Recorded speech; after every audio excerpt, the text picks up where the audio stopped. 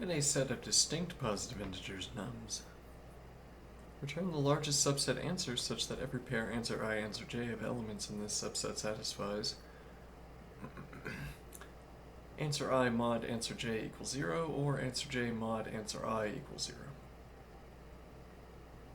If there are multiple answers, return any of them.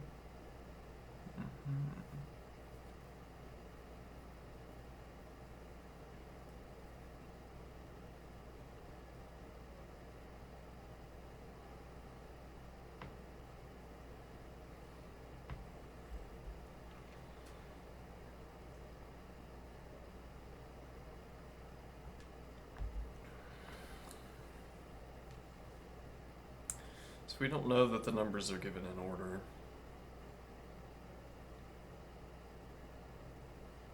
There's nothing that assures that. Though both of the examples are given in order.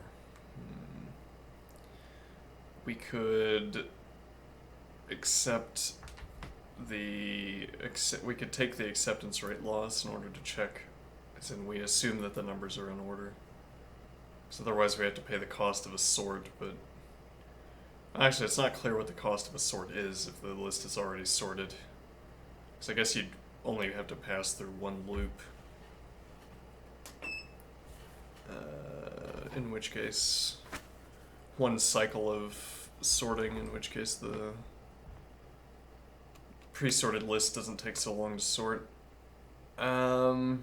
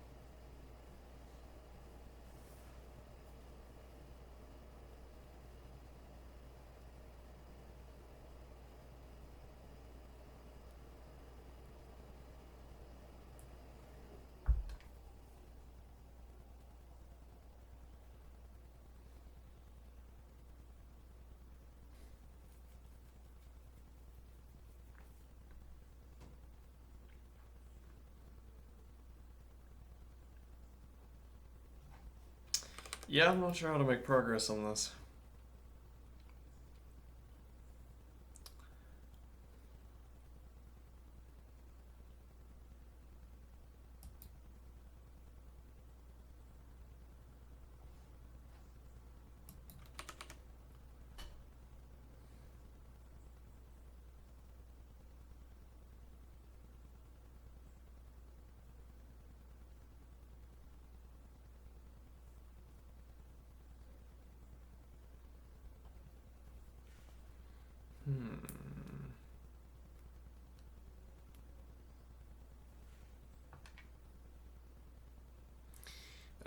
We could take all of the two combinations and just map.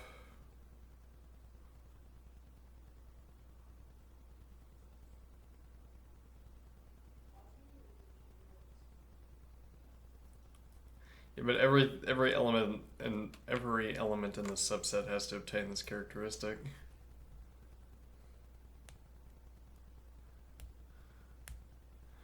So even if we didn't mind the inefficiency,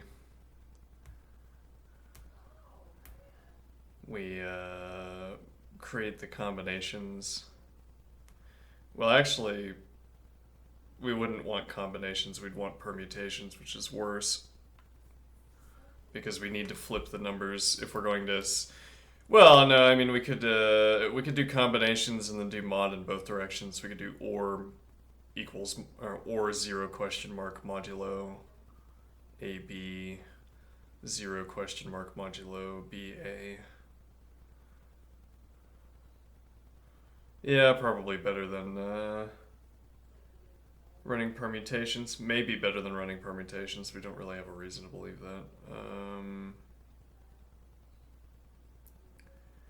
Okay, now so we run... Yeah, we'll run combinations. We do the OR operation. Well, so if you do the OR operation, that A mod B equals 0 or B mod A equals 0,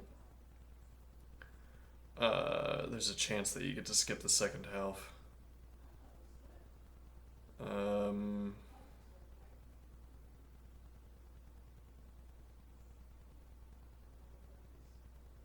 Though if the numbers are sorted, right, if the numbers are sorted and you take combinations, well, if the numbers are sorted and you take permutations, you'd be unsorting them. So that if you have the numbers sorted and you take combinations, each of the combinations will be in order.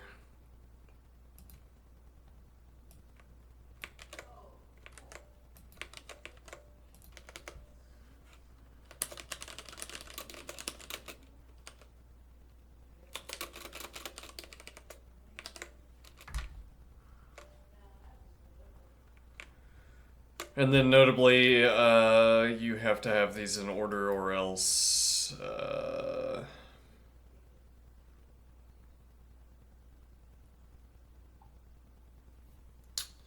me think here. Well, you can't have, like, 3 mod 1.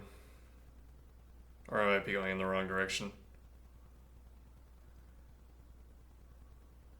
And we'd also do... size 2.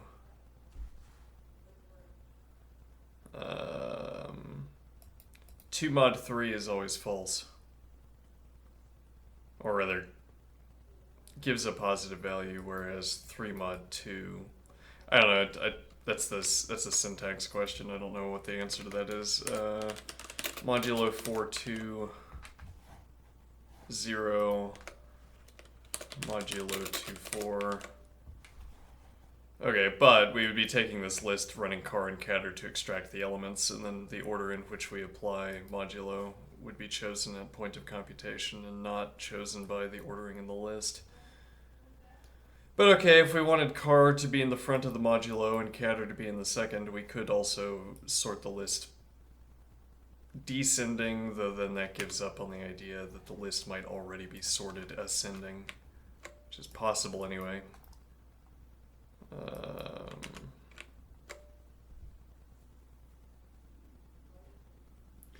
Okay, so we run combinations, we get 2, or combinations 2 rather, and we get all of these 2 pairs.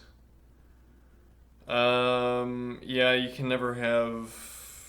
No, that's not true, hold on.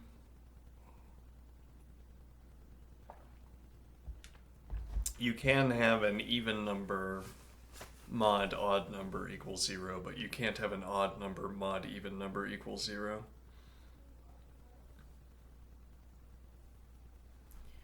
So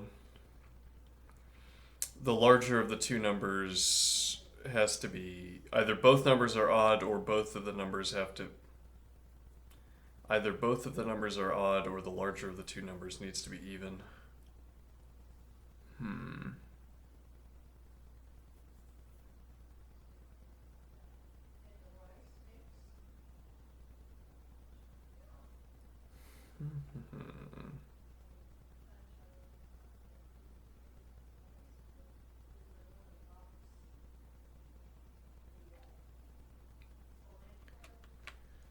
We don't care about cases where we don't care about cases where both are odd. Those are permissible. Let's see.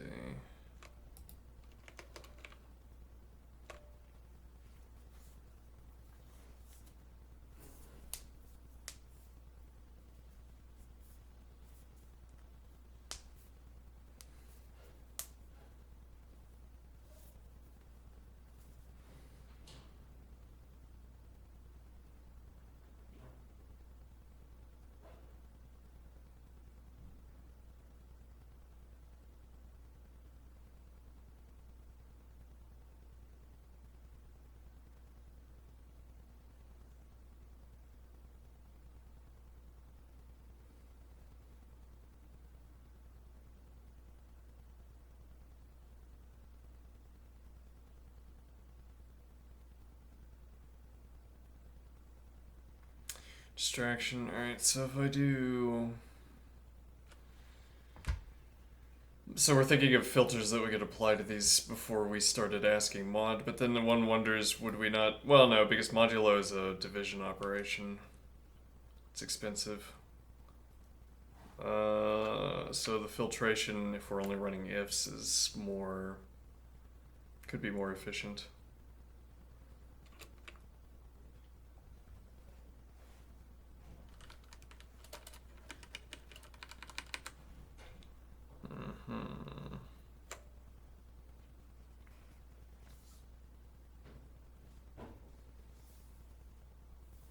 So we get our combinations.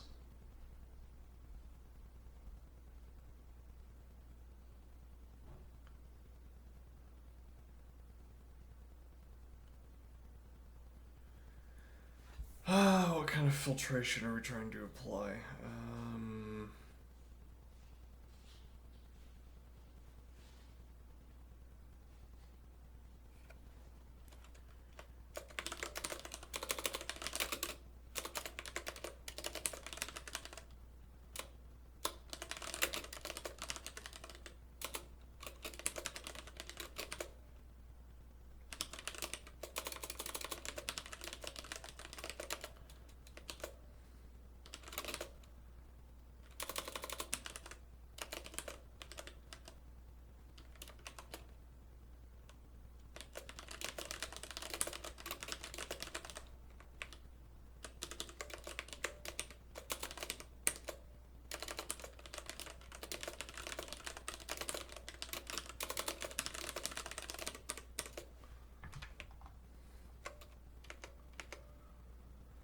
Okay.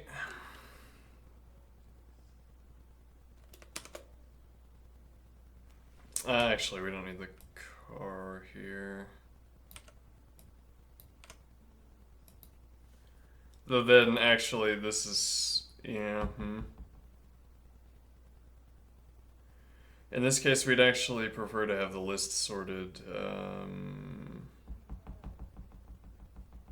descending.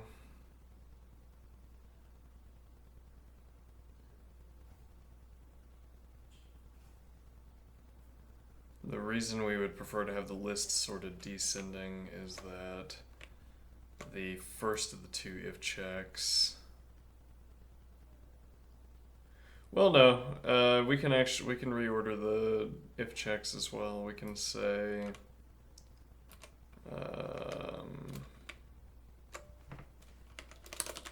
if odd car of list integer, if or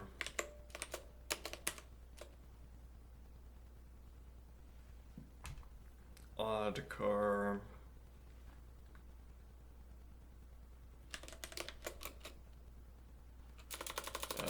even catter list integer.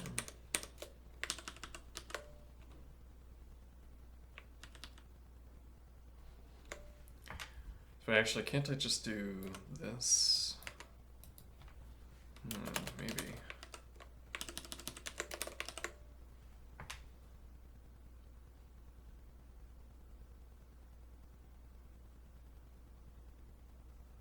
No.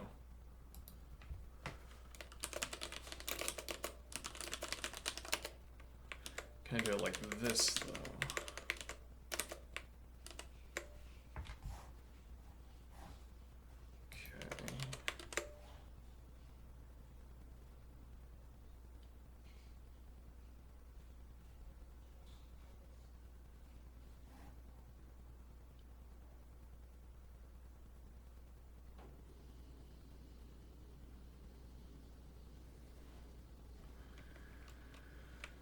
Okay. So does this work? Odd car, because if we had even...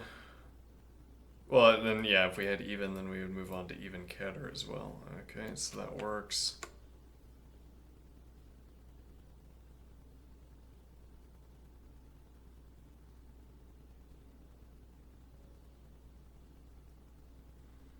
And now... Yeah, I guess we're throwing efficiency to the wind.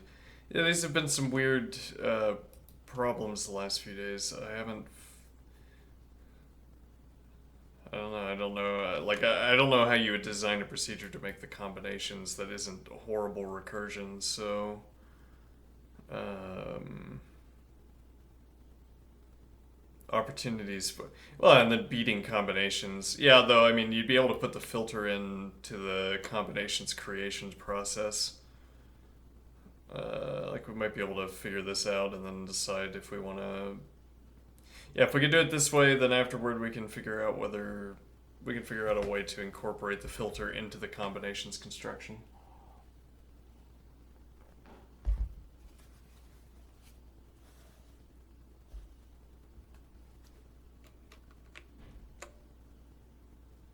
Okay.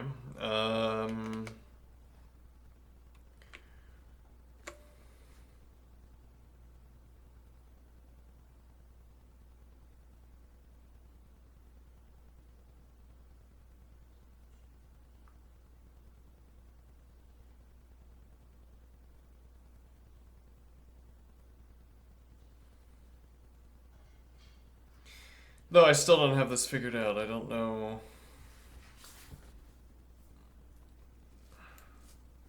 Nothing's really striking me here.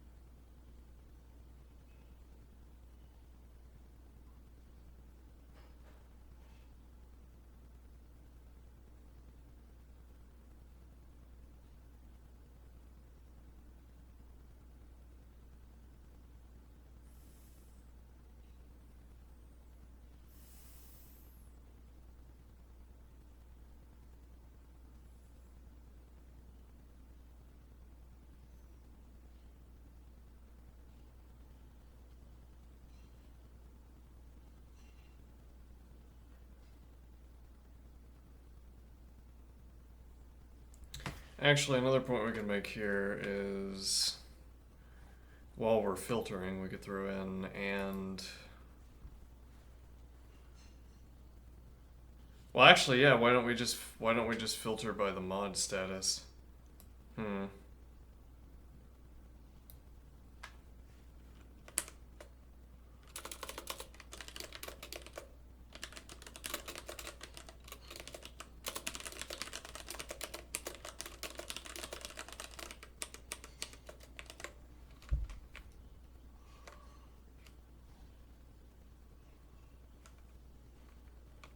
Hmm.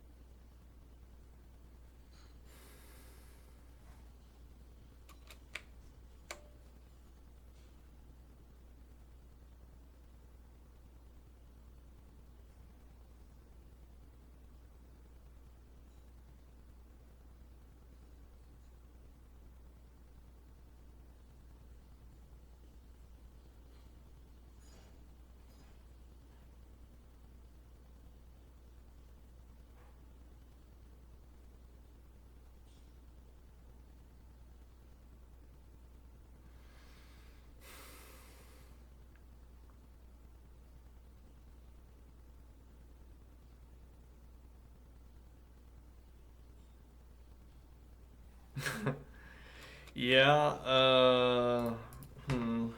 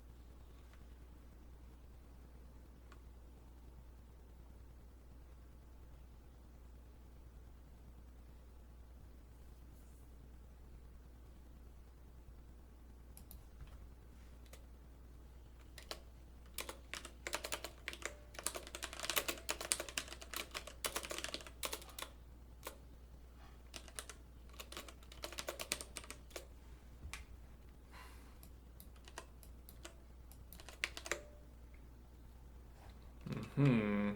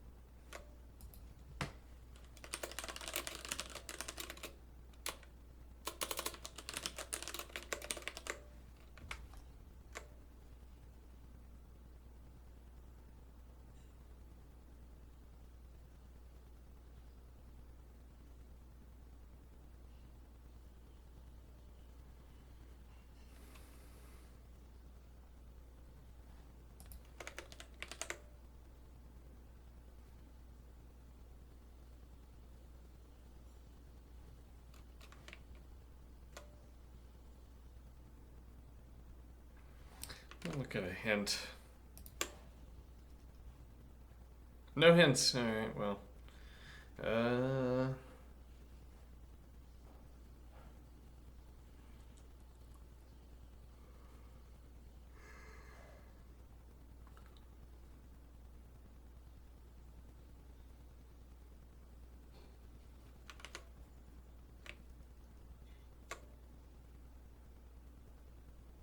Yeah, I'm not sure what this process is leading towards.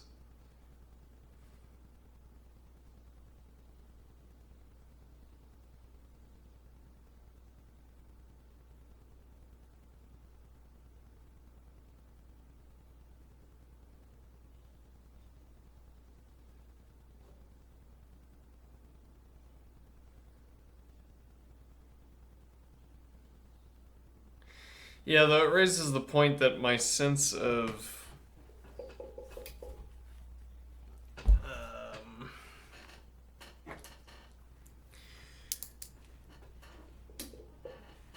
my sense of problems might be unduly influenced by the solvability of the typical leetcode problem. What do I mean? Well, this problem is also solvable. Well, I mean, any problem is solvable, supposing it has a mathematical. Well, I don't know exactly what I'm saying here, but almost every problem, and maybe every problem, is solvable. Okay. It's kind of a meaningless expression if you don't outline what you mean by a problem. But okay, sure, every problem is solvable. The complexity of the solution. Right, well, you get the sense that every problem has an elegant solution. A sense about problems that you get from working on only problems that have elegant solutions. Well, if you want to advertise problem solving as a hobby to people, you give them problems that have elegant solutions. All right, do these problems have elegant solutions? Does this problem have an elegant solution? It doesn't have to, and yet the sense is that it must. Hmm.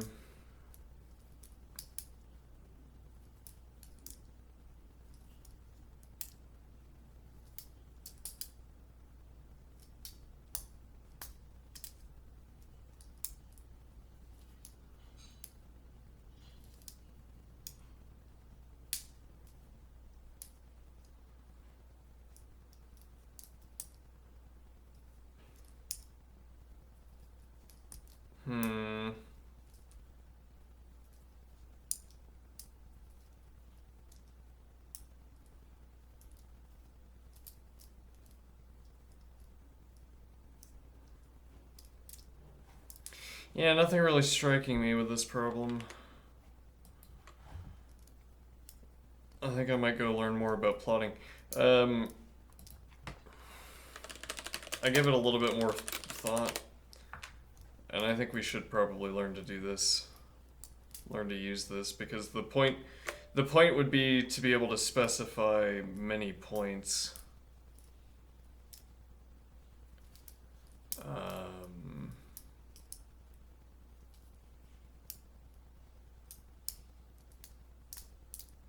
We want to be able to specify numerous. We want to be able to make a list of points that follow a function and then deposit those points in a graph.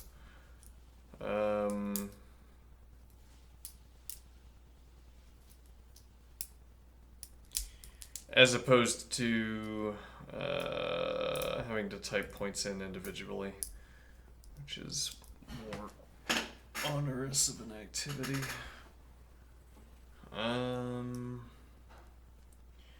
We giving up on the LeetCode problem today? Maybe yes.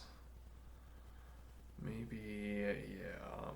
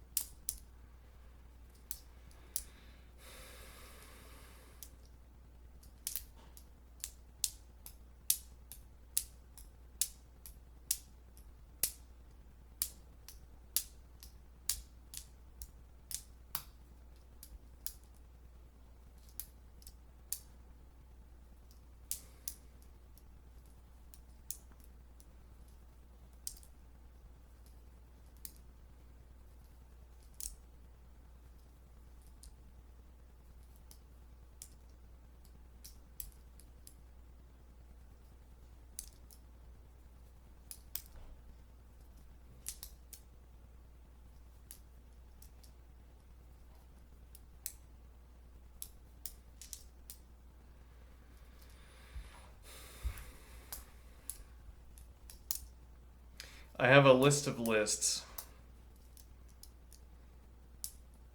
Okay, I take the first number.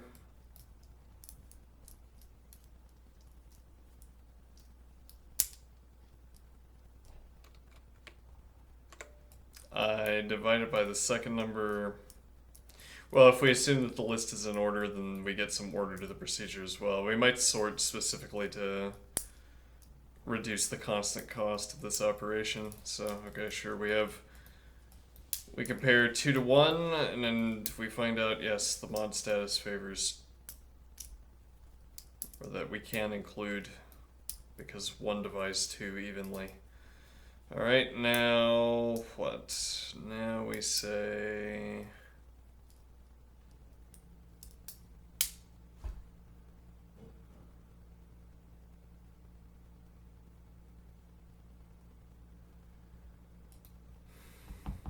Do I also put 2 into a list? Well, we will need to put 2 into a list, but do I put every new number into a list, into its own list?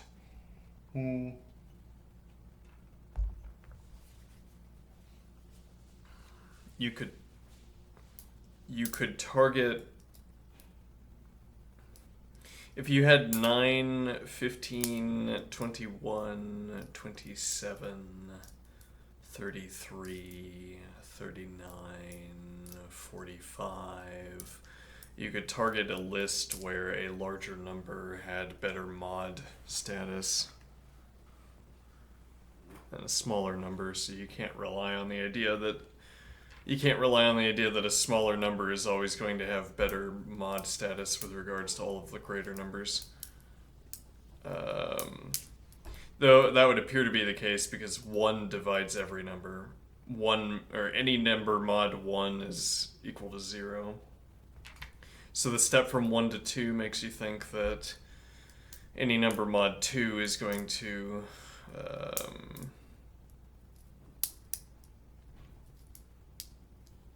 Well, then you see that there are odd numbers, so half the numbers mod 2 are not equal to 0, so it must be monotonic, but you could have adversarial after the jump from 1 to 2, you could have adversarial inputs so that the mod status with regards to 3 produced more 0 values than 2.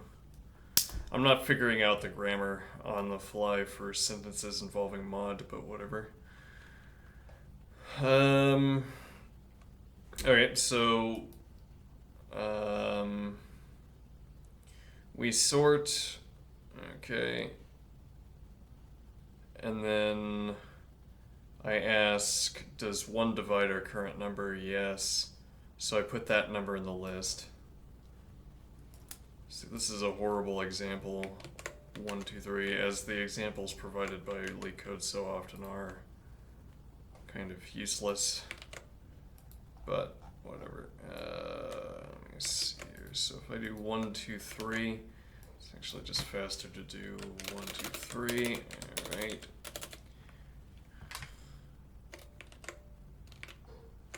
Now what? Now,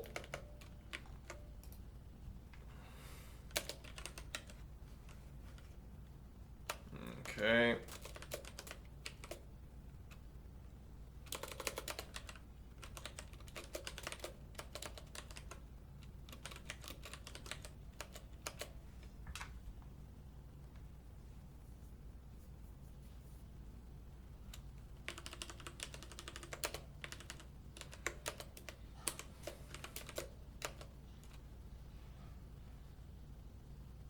One needs its own list as well. Yeah.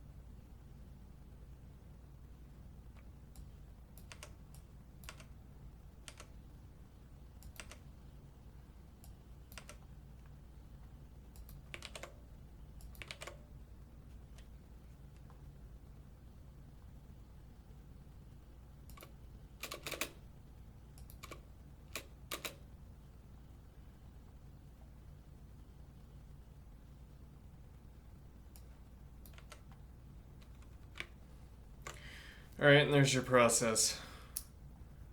It is not elegant. Its efficiency is relative to the best available option, right? So we don't know how efficient it is, but probably not so efficient. We have a growing list of lists. We have a list containing 1, whatever the car element is. Okay, we compare 2 against it. That gives us, we keep 1, then we have 1, 2, and we have 2, which we're going to have to do with every number. Okay, then we have 3. Now, I mean, one of the points here that has struck me is that we've insisted in the past, we've skipped problems because, not because I couldn't find a solution, but because I couldn't find a satisfying solution. But if I was in a work environment and I had to make something that was 10 times inefficient, but worked, you could figure out the efficiency question later. It would patch in the efficiency. In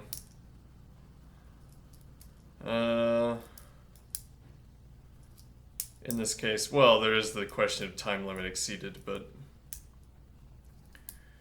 Alright, now, so 1, 3. How is this still... I thought I deleted all of that. Alright, now. So, we check against 1, and naturally we get our pair that we then skip. Maybe what we want to do here...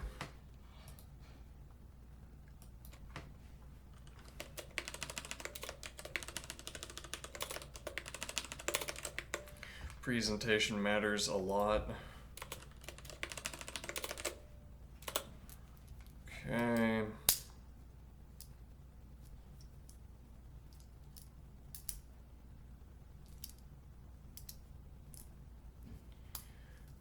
One problem I'd say is that, yeah, we should skip 1. If that doesn't interrupt the procedure in any way, because we always get divisibility by 1. Like if I ask, is the first number 1, and we skip it, and then we add 1 back in at the end.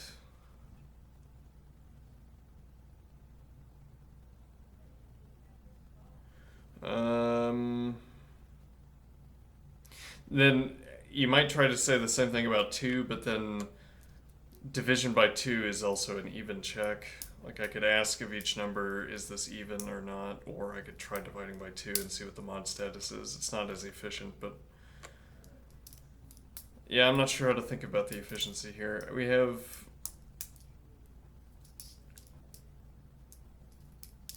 two. Yeah. And we're saying that...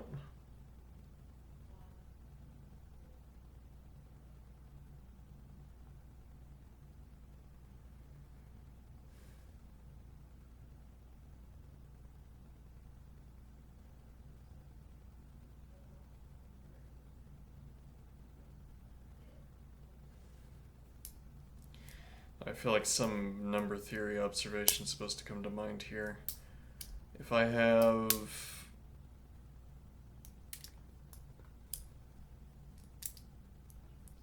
well, we're not... we'd have to... one question to ask here. How are these lists actually going to form up? Because this says 1, 2. But this would actually be 2, 1, right? And then later we'd have 4, 2, 1, e.g.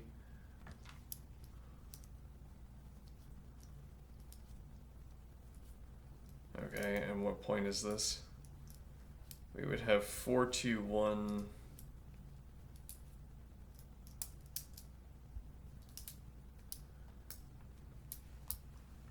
Well, and we've skipped the 1.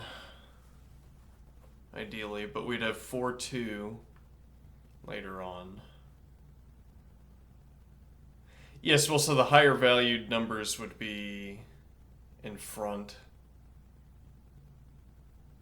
That's a problem as well.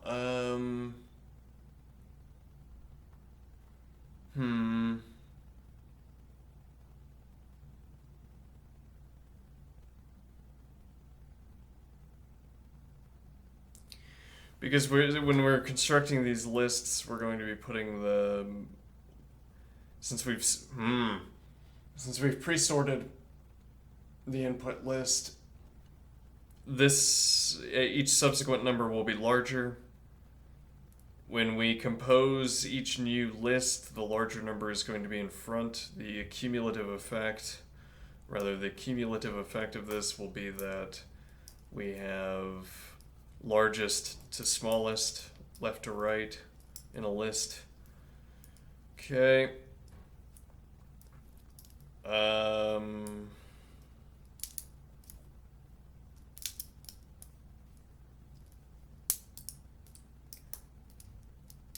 If I had 6, 3. Well, if I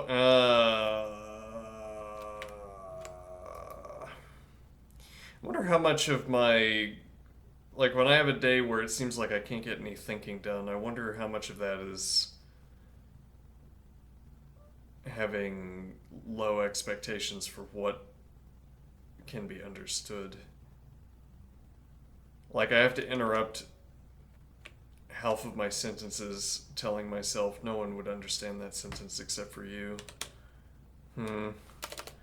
If I have 6, 2, and 3,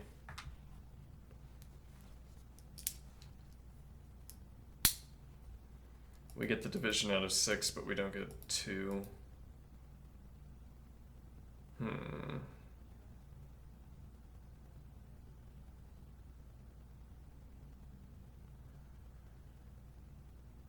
Only point here being there's not really going to be a structure where it's preferable to say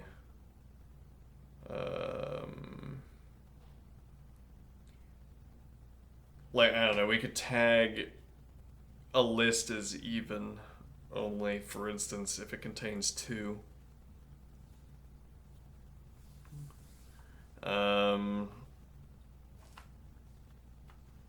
We could also independently have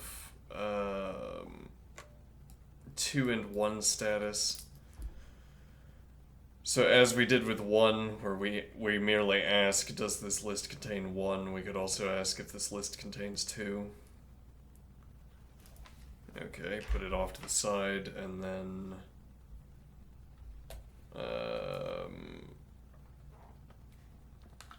at the end, ask if every number is even in the largest list.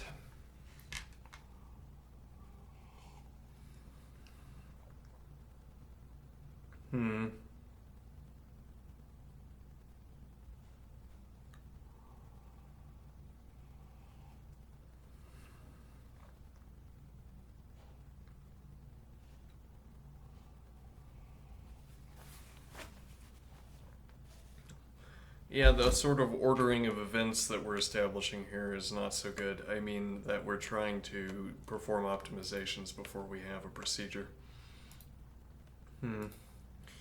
Alright, let's try to get a procedure. Okay.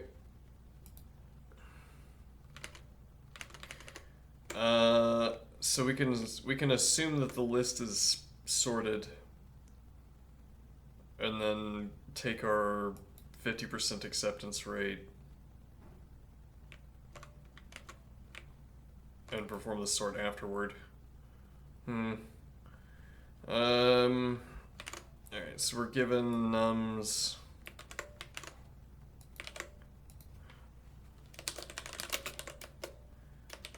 Now, what process did we describe?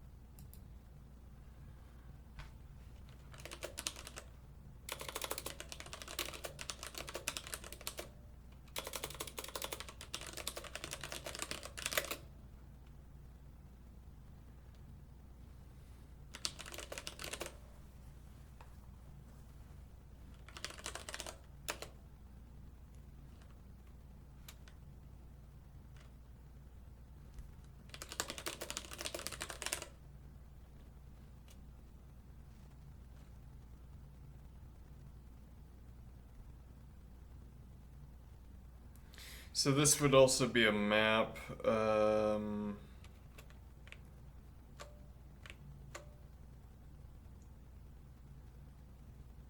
we might be able to define this as a map. Let's see. So the idea is that we're taking a number out, and then we're taking a list out.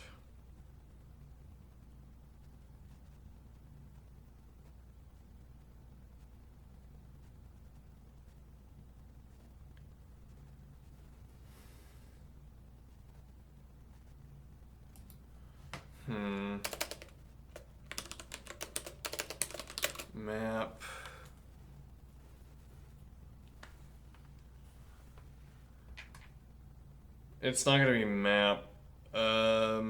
This map is going to produce. I think it's not going to be map. Maybe. Hold on. So let's look at this. So map.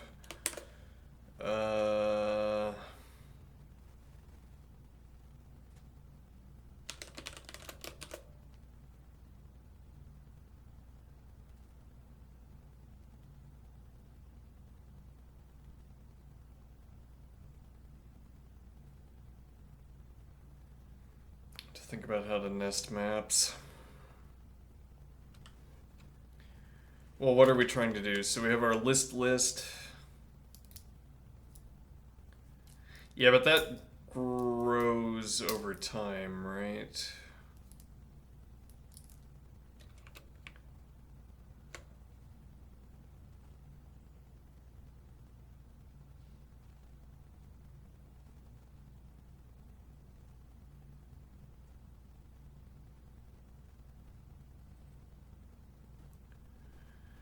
Yeah, so we have to figure out a way of presenting this question to myself. I'm not really getting what I'm trying to say here, so... Yeah, we don't have any of the examples in front of us. That would make this a lot easier, but...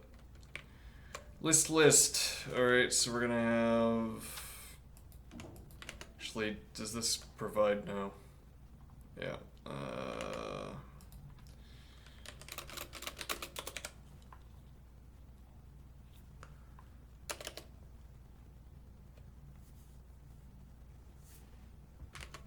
Inconveniently, yeah.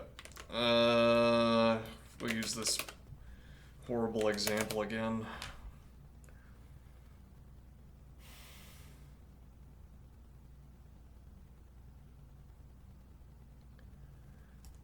Yeah, my head is screaming right now.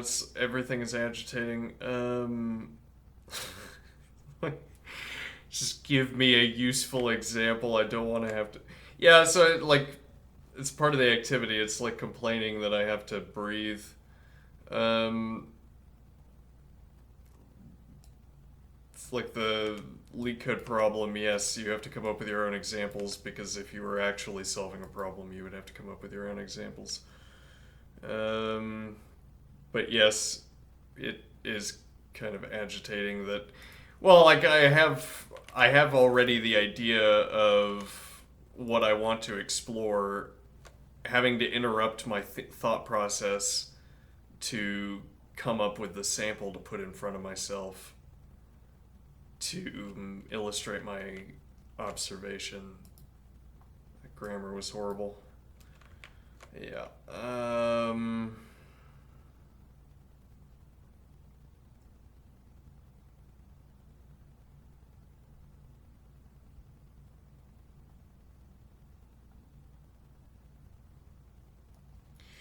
Well, so this is our list, and this is depicting some kind of procedure.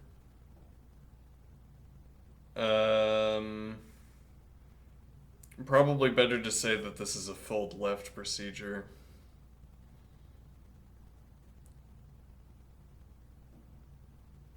So what we would be mapping onto numbers is the fold left, maybe. Map,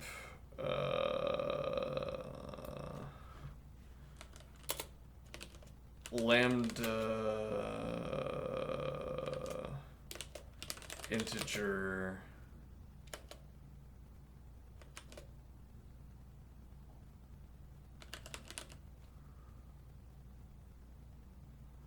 fold L, which is going to cycle through the list of lists.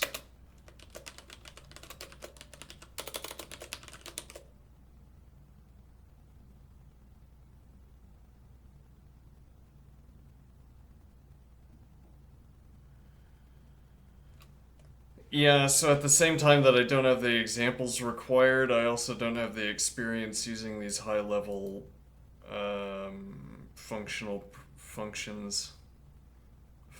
programming functions.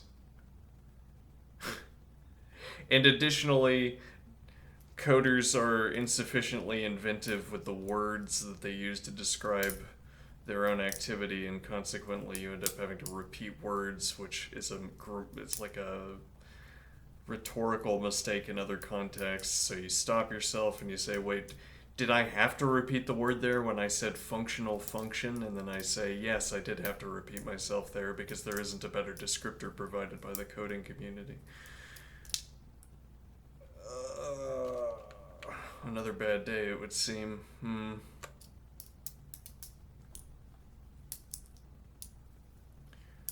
Lambda integer fold L lambda list.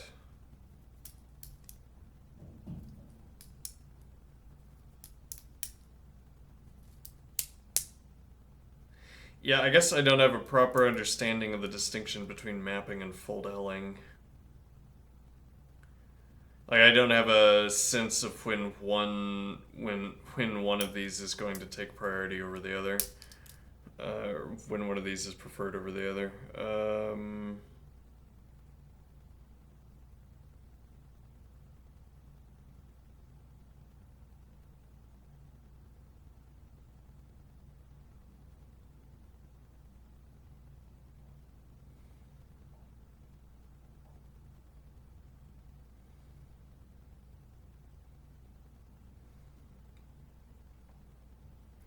So again, the objective here is to take a number out. Okay. And then we want to cycle through this list. For each list, we want to ask... Yeah, there's a point here...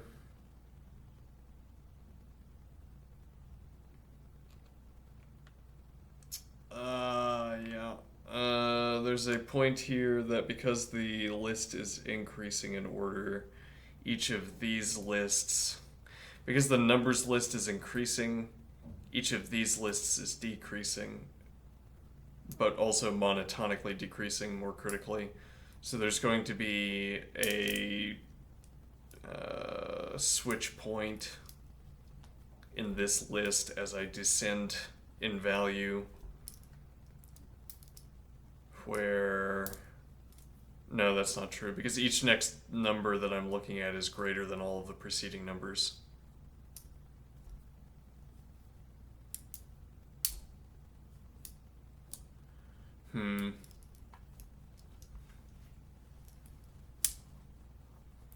If anything, the filter that you could run is...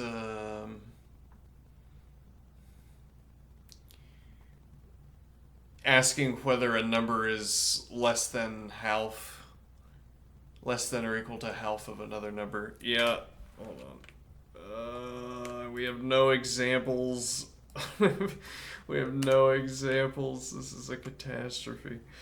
We have 421. Yeah, but actually, hold on. So if I had 6 here, the observation I'm trying to make here is that the mod status can't be 0 until you get to less than half. Now, the first point actually is that this list, which is what is accumulating over time in our list,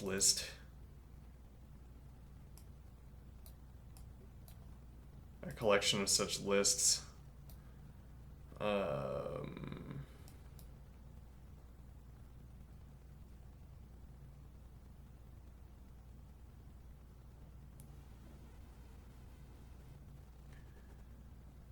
let's see. If we... Right, so this value is going to be greater than every other value.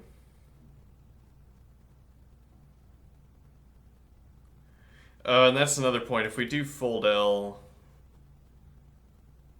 we'd have to find a way to tell the process to stop when we get a mod value other than 0.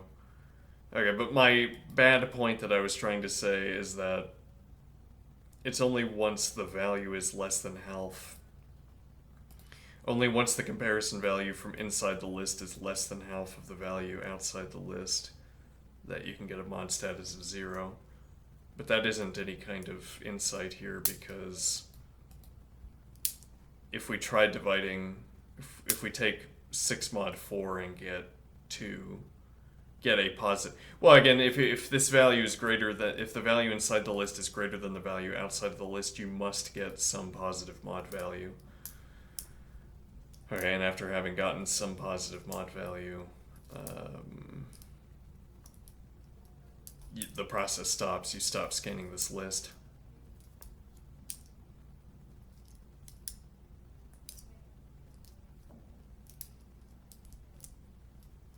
Okay.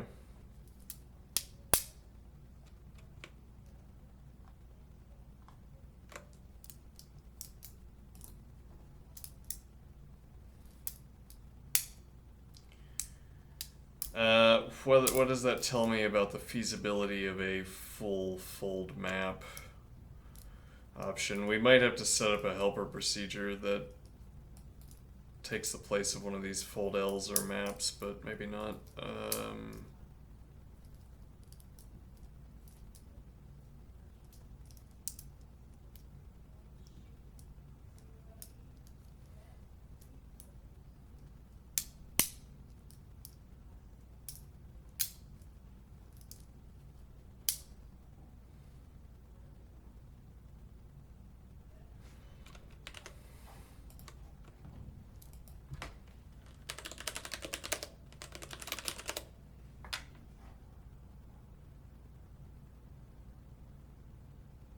Hmm.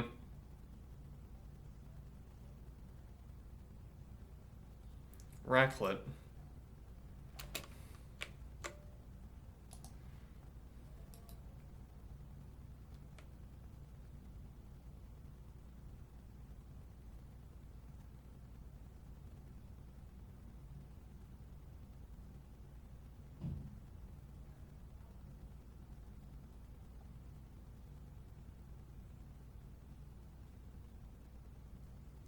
Hmm. Okay. Typo, but interesting. Let's see.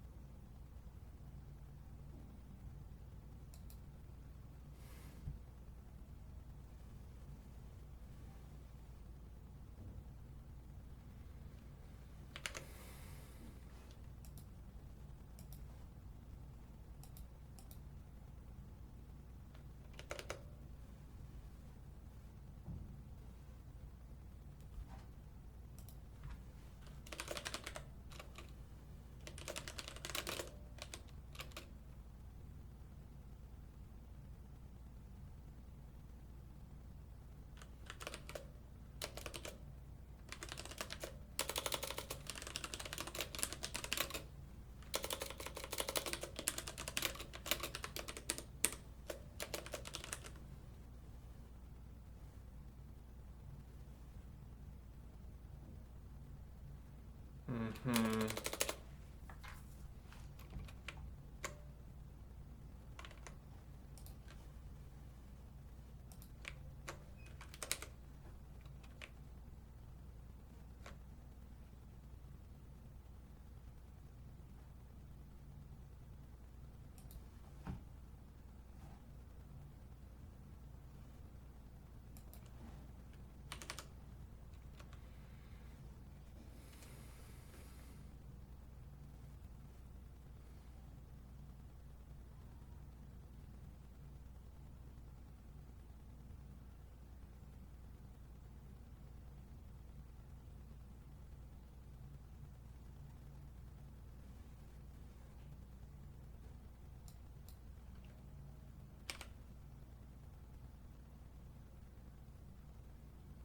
I don't think you can do that.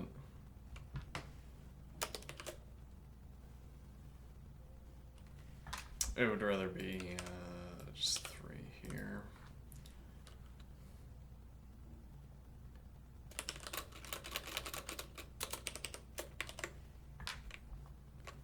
Yeah.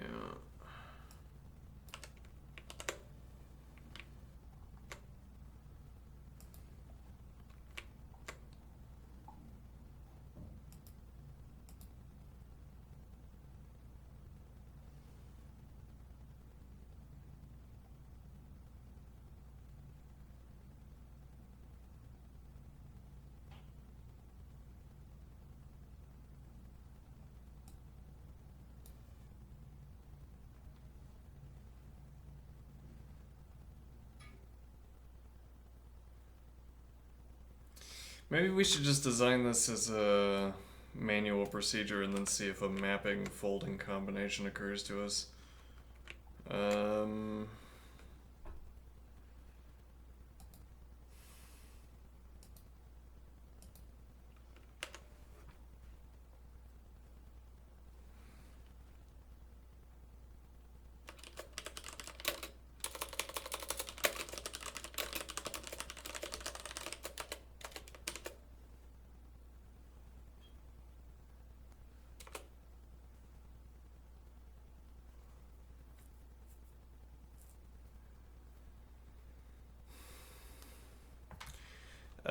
So we could also keep a length value associated with each of these lists.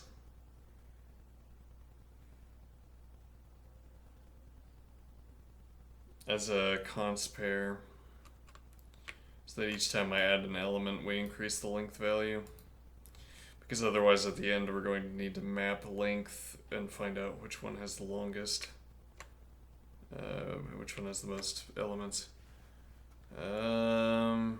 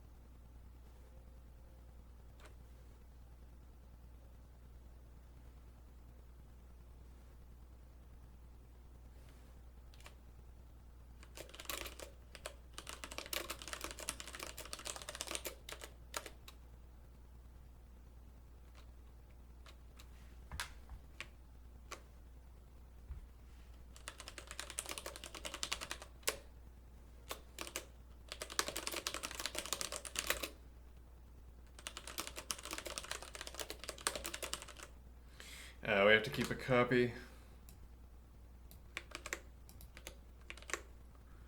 We can make this less horrible later.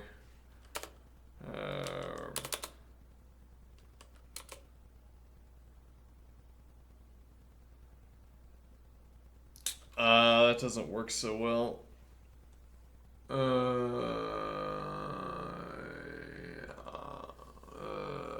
Yeah, if anything, we need to send in null. With the point being that if we need to add an element to a list, we'd have to find it in the preserved copy.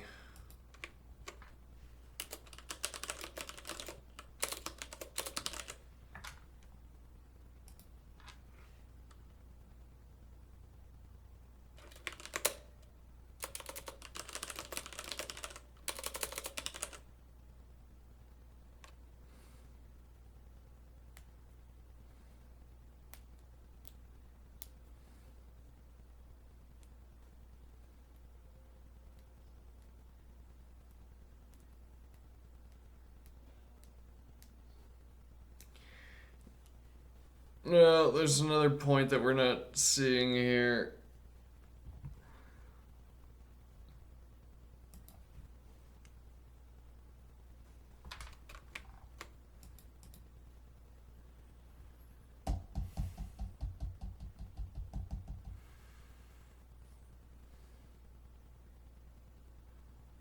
No, that's not a good observation. Maybe. I'm trying to think. So the first case where we get the car element is greater than this element might be that we can't succeed after this point.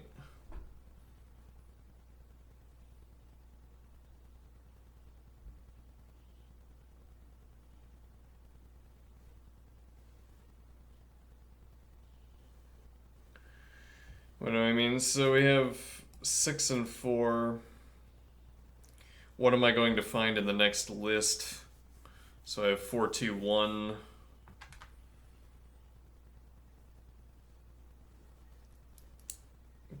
Can I only find a greater number? No, because the next number could be 3, 1. And then when we cycled through that, we didn't const 4 onto the beginning of it.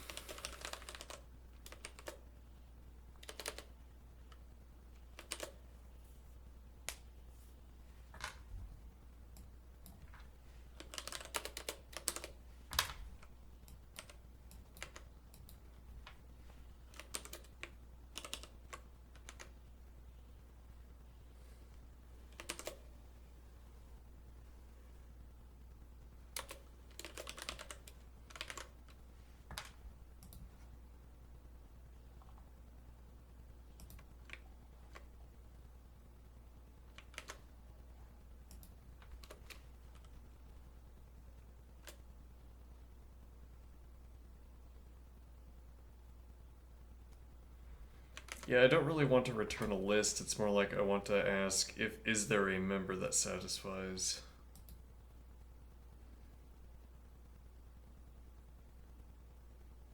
Yeah, like this returns the list. That works, but it's like returns the element or false. I guess that works better, right? So find f, because here we're using this find f for its truth value, not for. However, we can't use something like member because it doesn't search based on predicate. Search based on equality. Alright, so find f, predicate,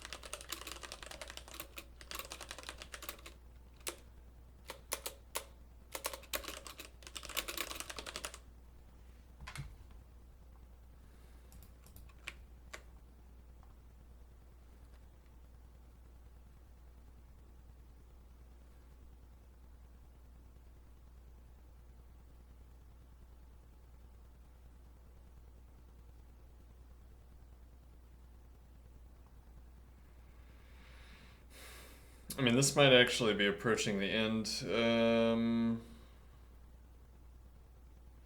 Some finicky bits to do, but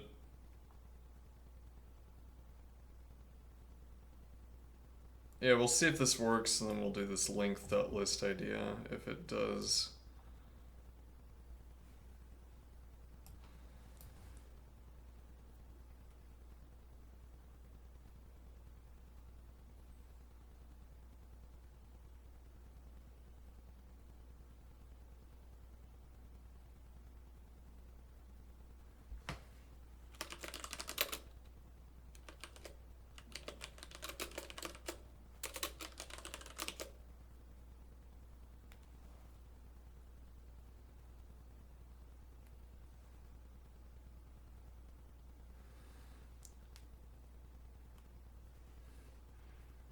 Hmm.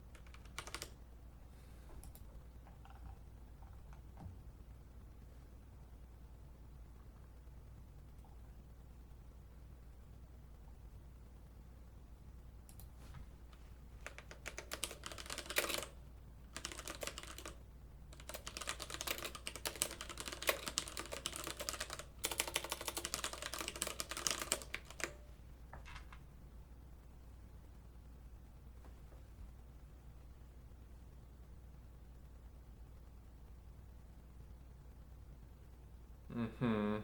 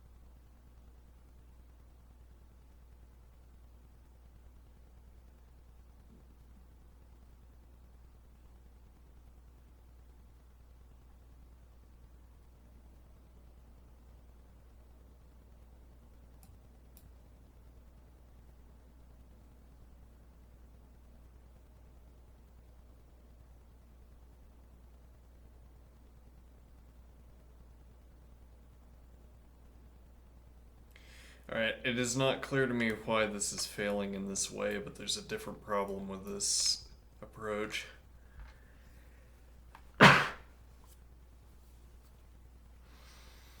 Which is that we don't keep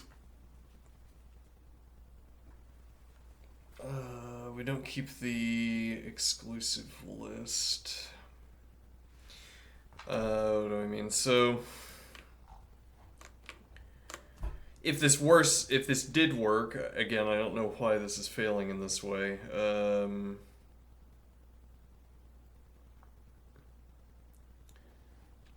on, so yeah, if this did work, we would get the list 2-1, and we wouldn't have the list 1.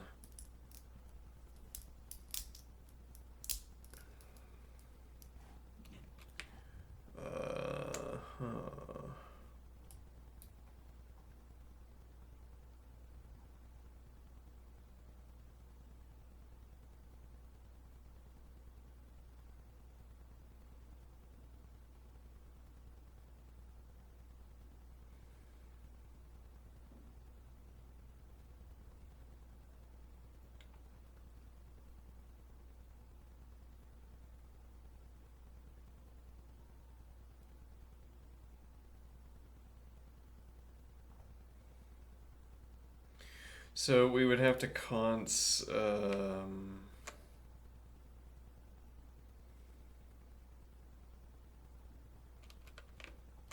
car of the list onto the output list.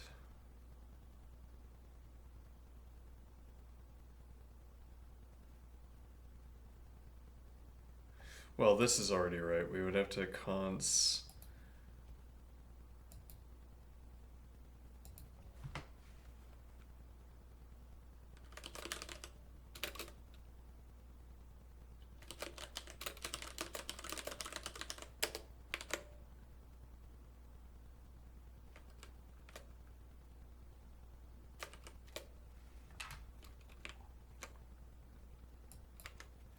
so we're consting the cons of car on. We're consting this number, which is car nums list integer, onto car of list integer, onto consting car of list integer onto the output list. Okay. Now, however, that is not why this is failing. It's not the way that this is failing.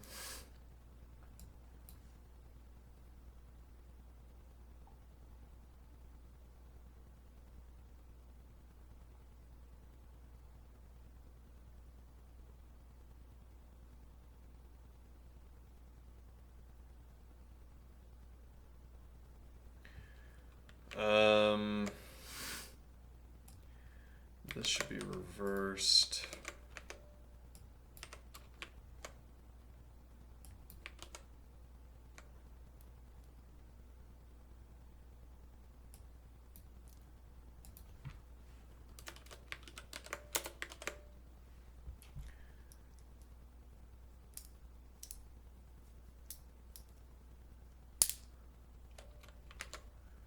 Alright, that's correct. Albeit not out of order. If it says that I fail because it's not in order.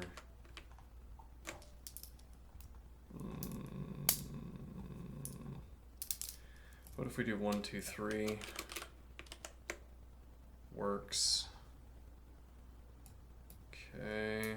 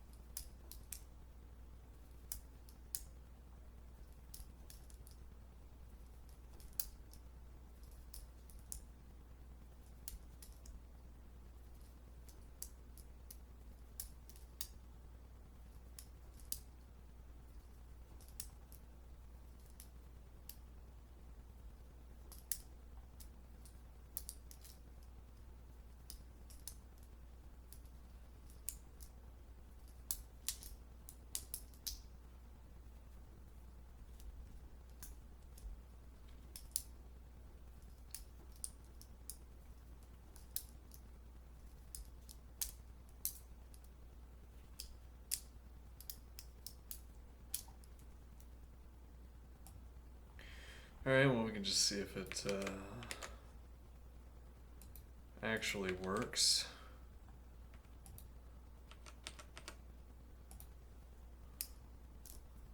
First, before we make any further changes.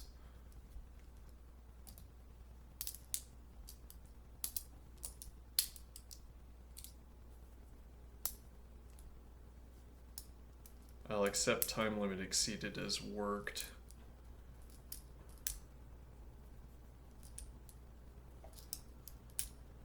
Okay, list is not in order. Fine.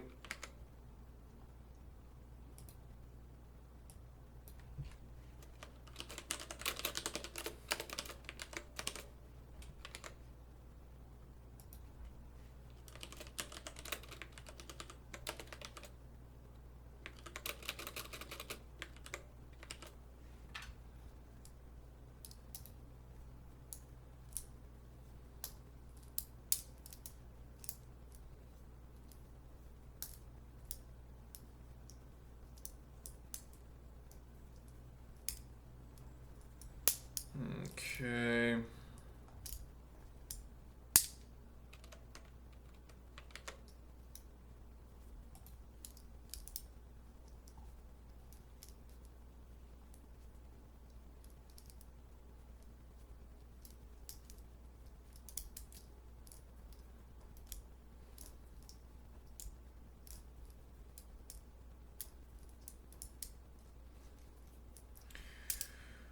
So we got time limit exceeded,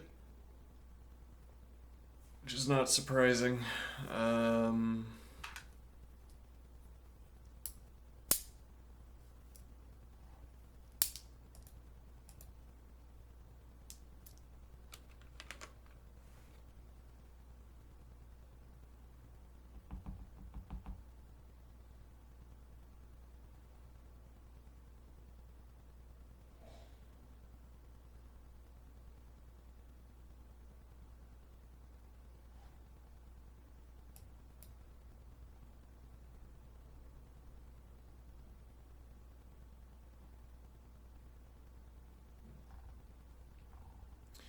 We could do a little bit of time testing ourselves. Do these numbers need to be unique? I mean, they might be unique.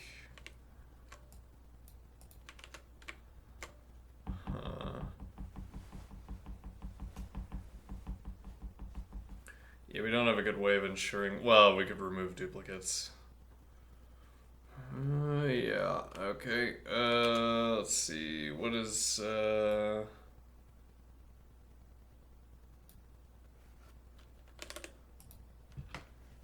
times 10 to the 9? Okay.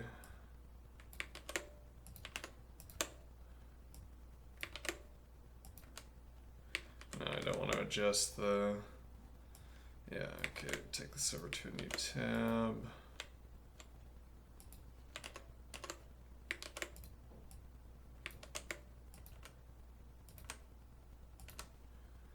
Okay.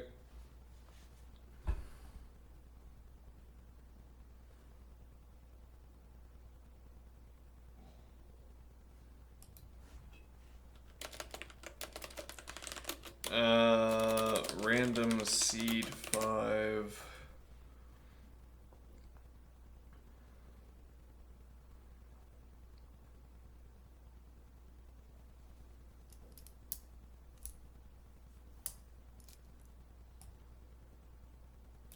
Now, what is the idea? So I'm gonna const 1 onto both of these. Define a const 1 onto remove duplicates. Okay. Now we take this procedure.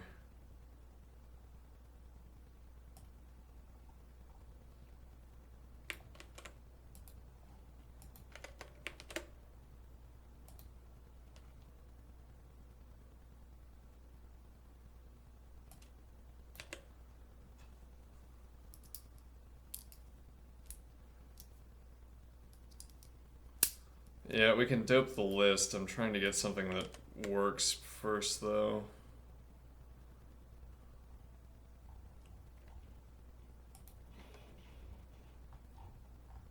Well, what am I running time on? Okay.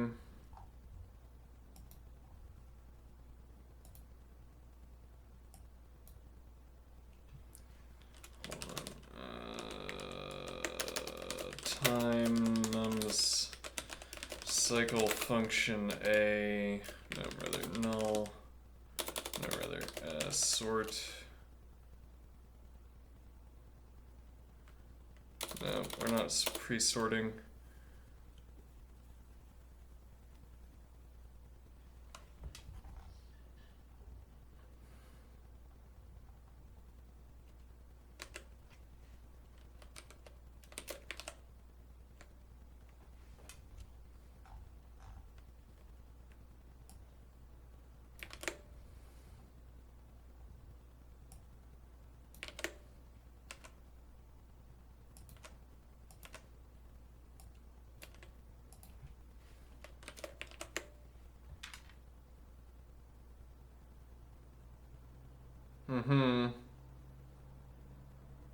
That's maybe too many elements.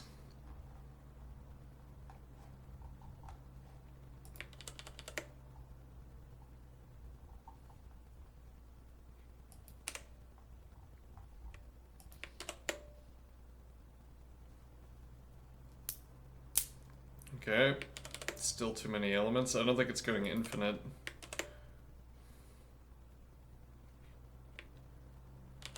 Yeah, maybe. Like, it could be that this goes infinite if, well,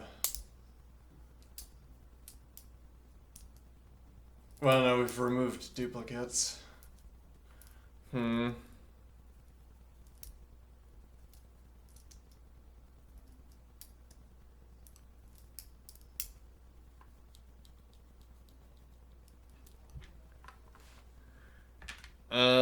Okay, let's take this.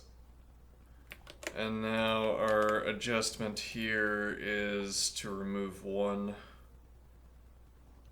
Okay, so let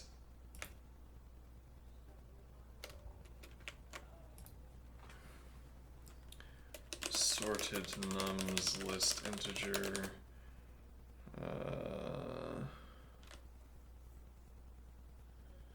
So 2 points.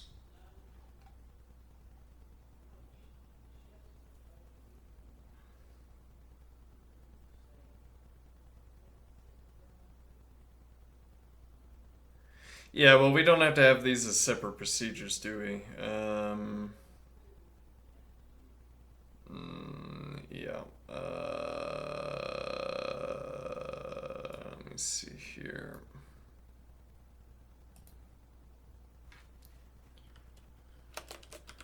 If null nums list integer, then this thing.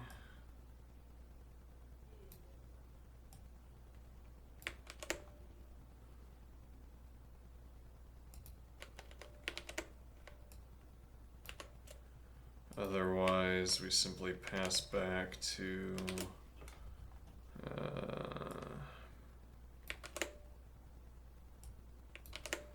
this procedure with output list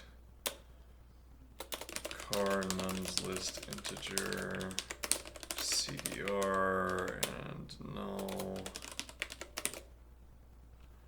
Right, so we can cut out the procedure pass.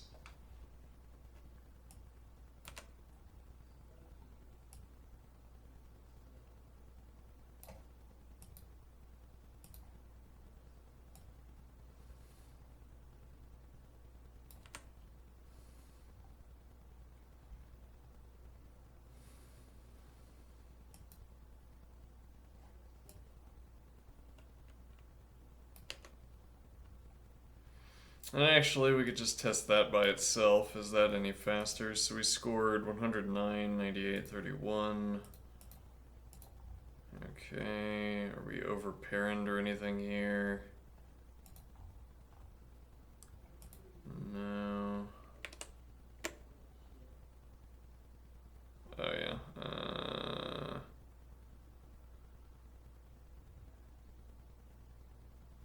Yeah, well actually now here we have to do a let definition. So let sorted nums list integer sort. So here we have a chance to dope nums. We also have a chance to dope. Yeah, though actually that doesn't work so well.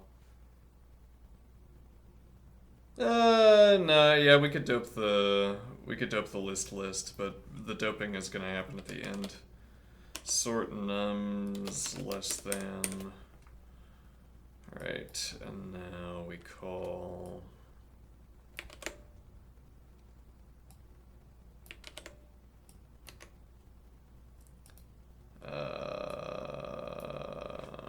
with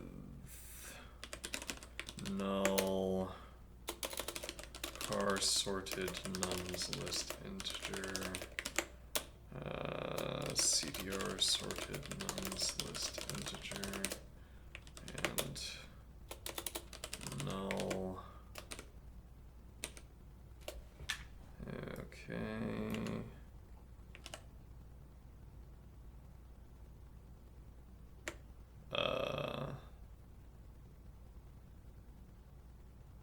What?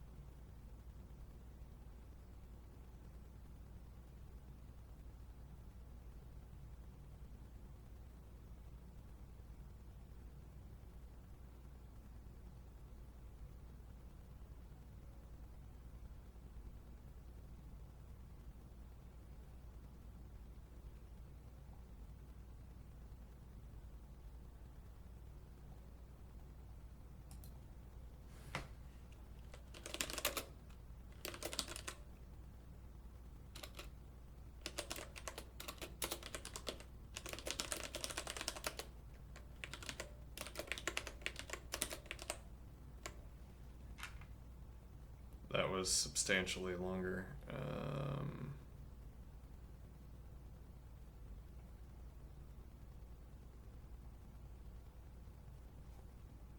Hmm.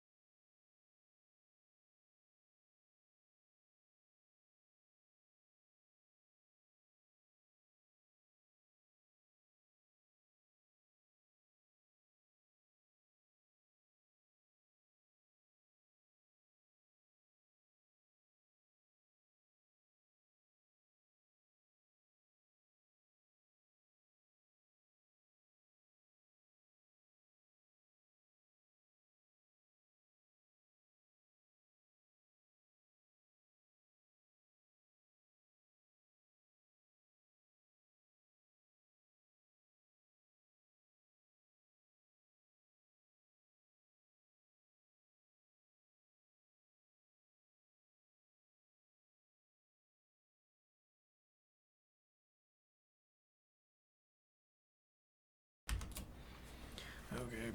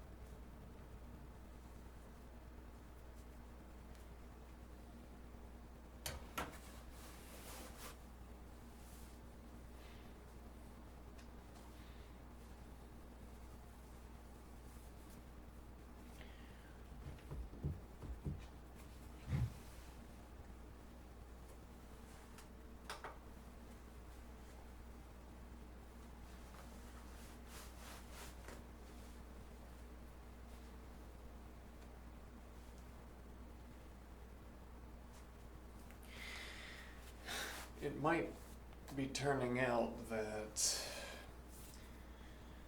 the discomfort in my left knee was entirely due to clothing. It's just clothing pressing against the back of my knee, and I perceived it as a kind of disorder in the knee. That would be embarrassing. Well, it wouldn't be embarrassing unless I mentioned it, and now it's too late, but yeah.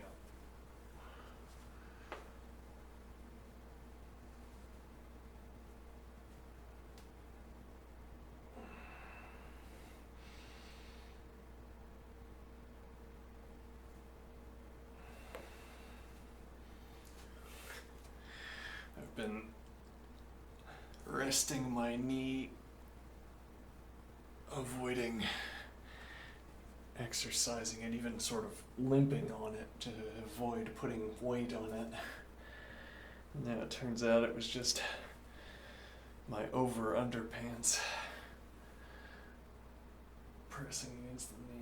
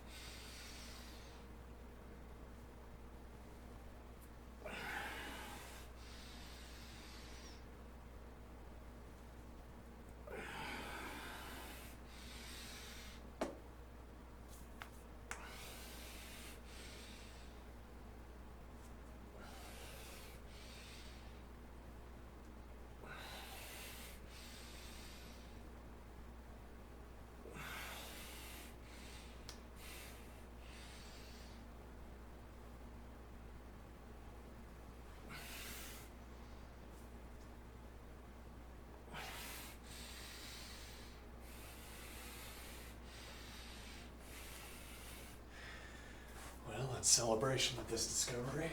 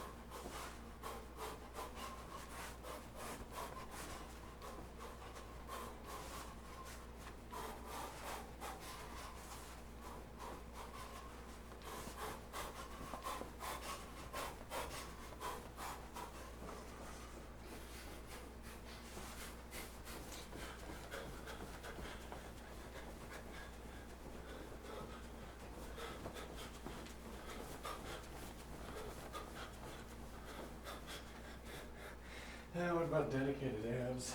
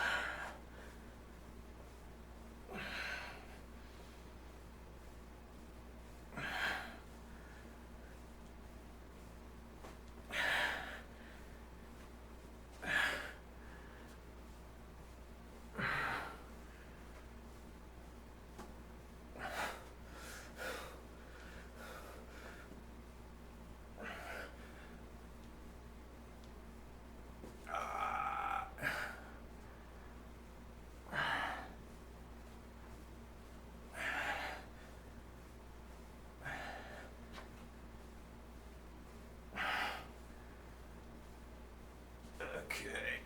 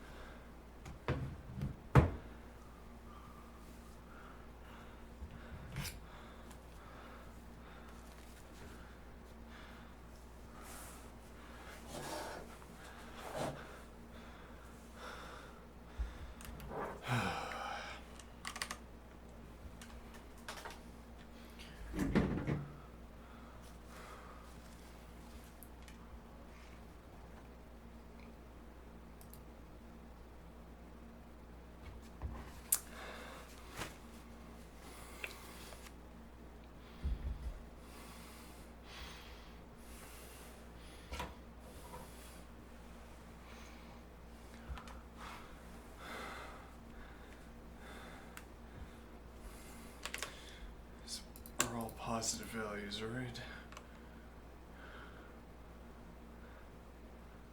Yeah.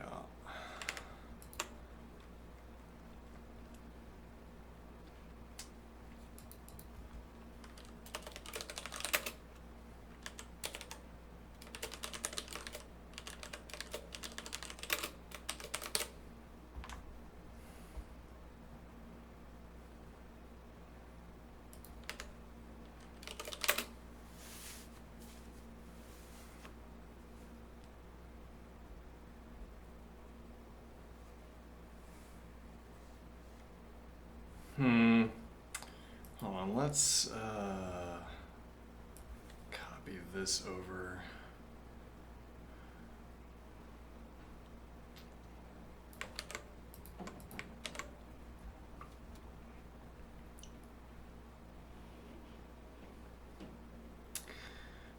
Yeah, you can't do this without the let definition. You have to have the let definition, so if that's a problem, you'd have to do something else.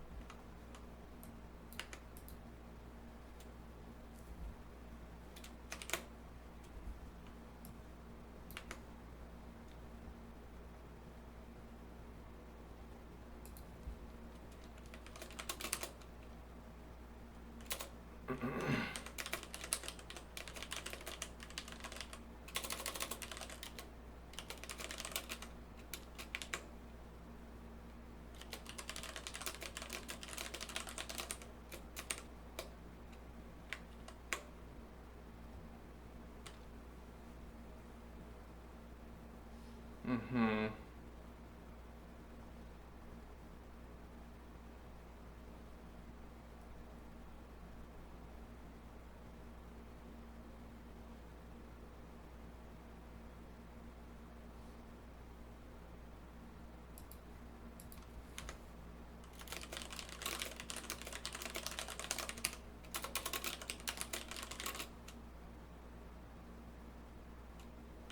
Oh,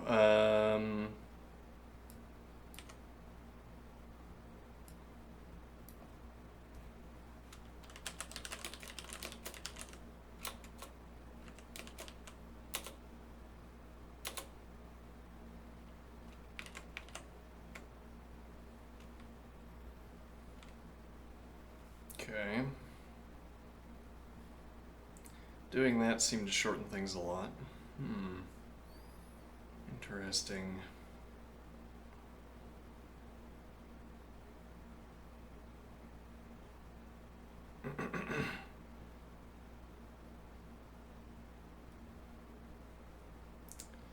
Find out if that works by itself. It might.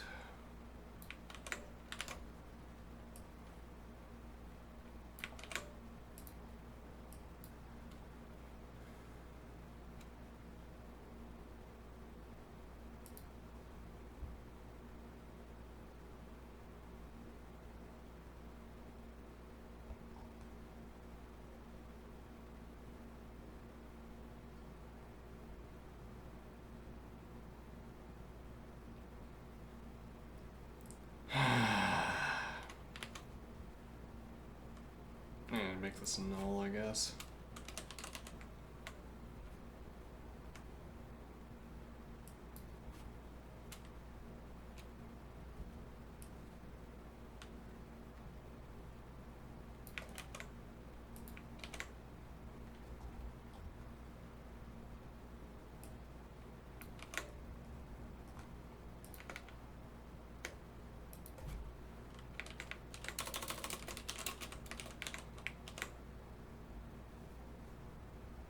Ugh. Ugh. Mm-hmm.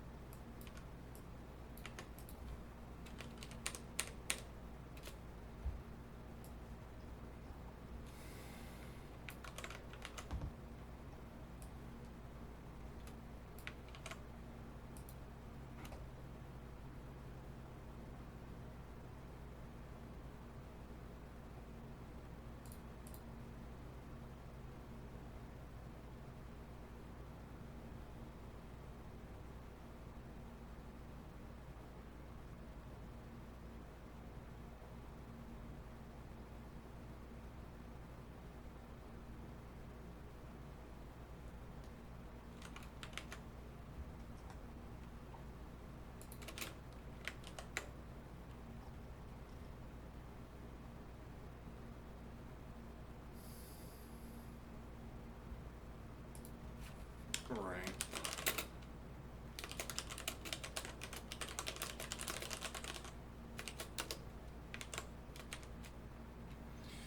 I noticed that, and then I didn't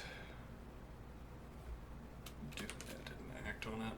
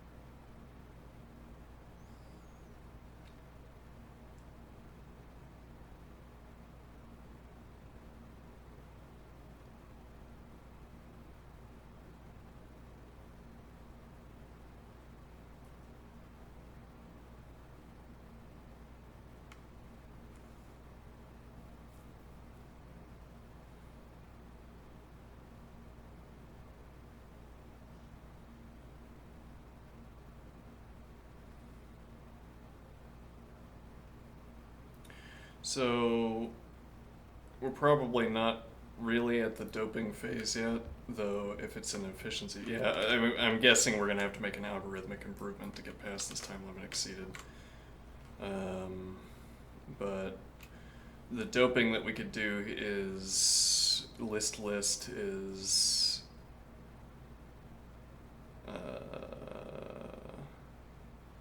pre-doped with a list containing its elements 1. Alright, and then we would always bypass this check. Okay.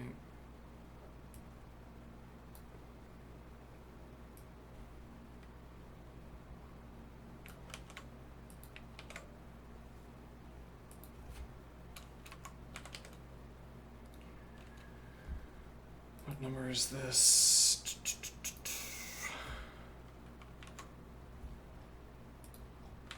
368.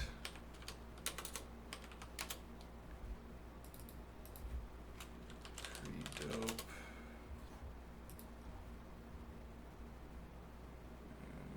Exit that. Exit that.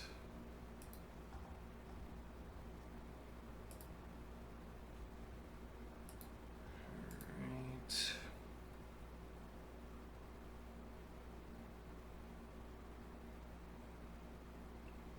We only have to ask if null nums list integer.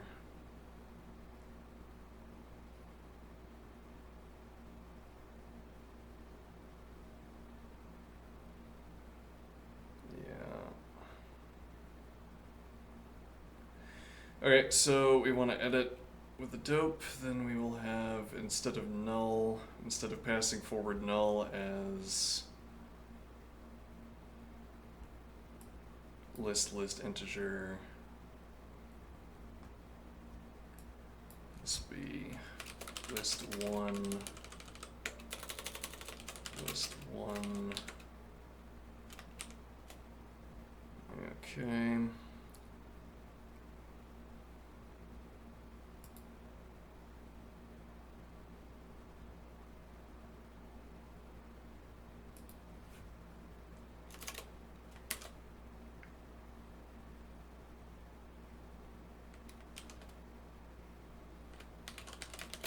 Equal car list integer list 1.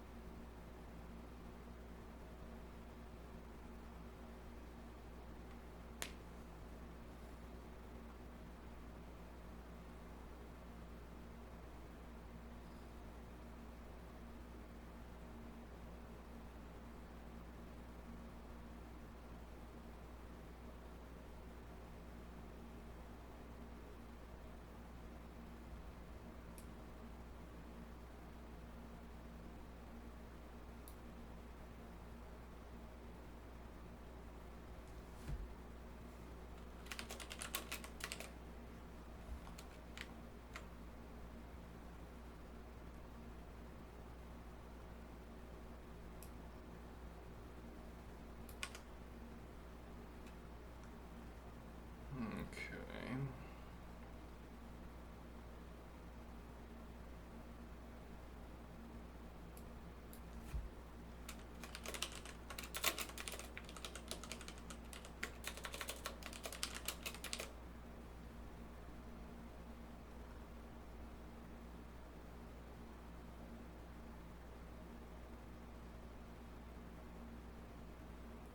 Rather, this should be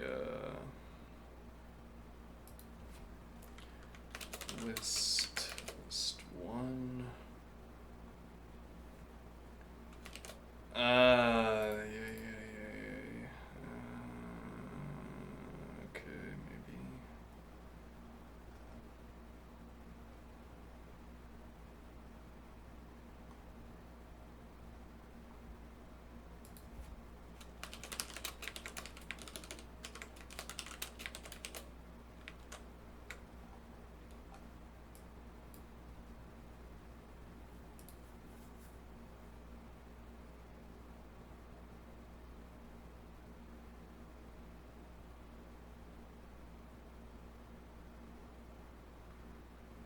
Alright, now what is the algorithmic change? Well, so we don't want to have to run length.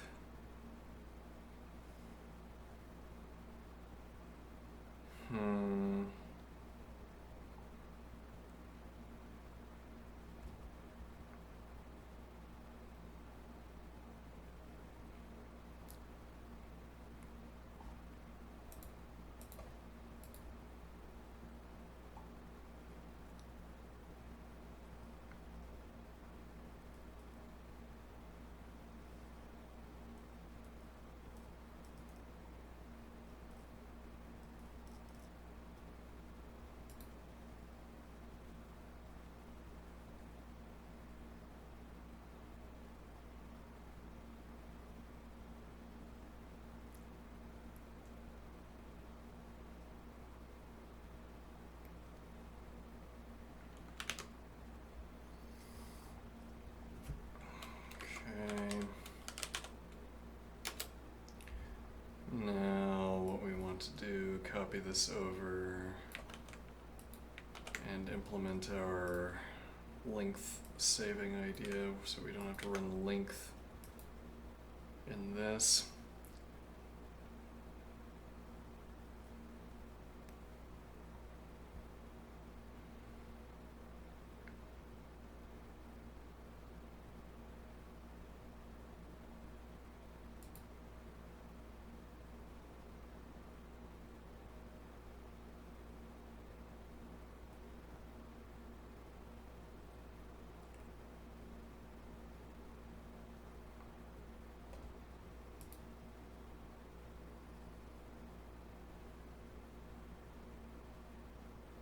Hmm.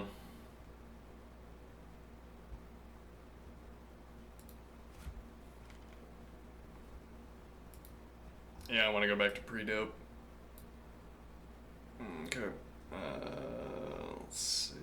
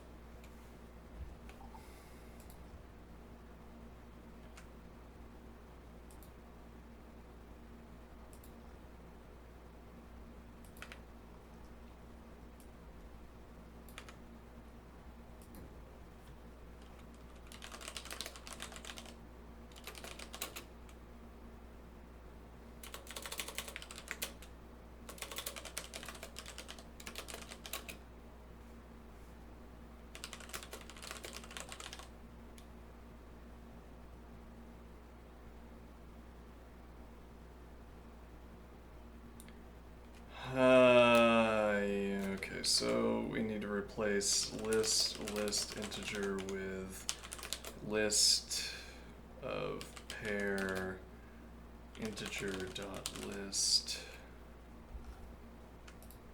Okay.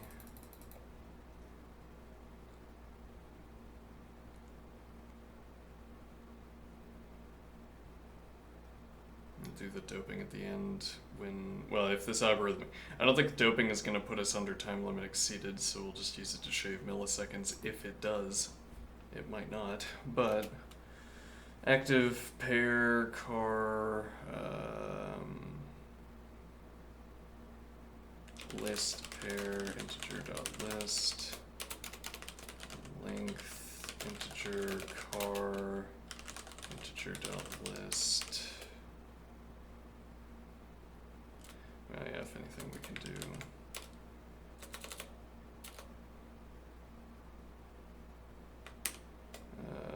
Catter. Well, actually, just be CDR. CDR active pair. CDR active pair.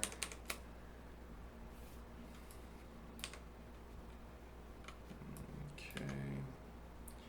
Now, what is the idea?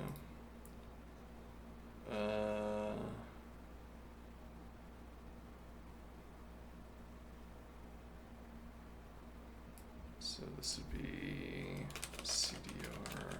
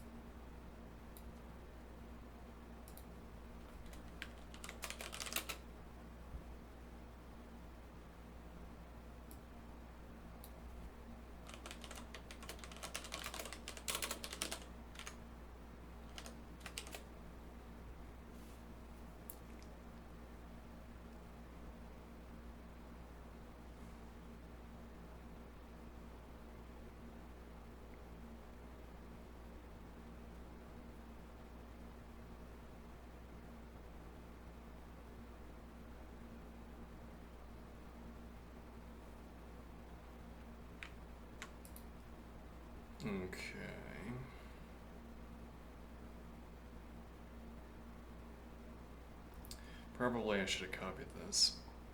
We can still do that.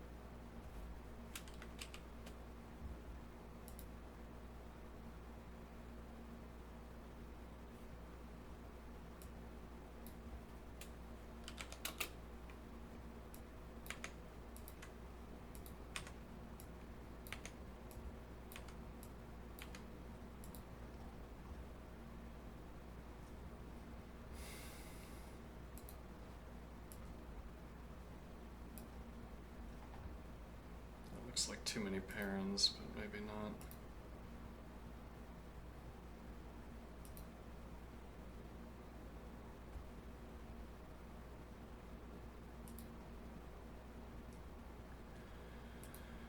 Alright, now we need to adjust the termination case. Argmax.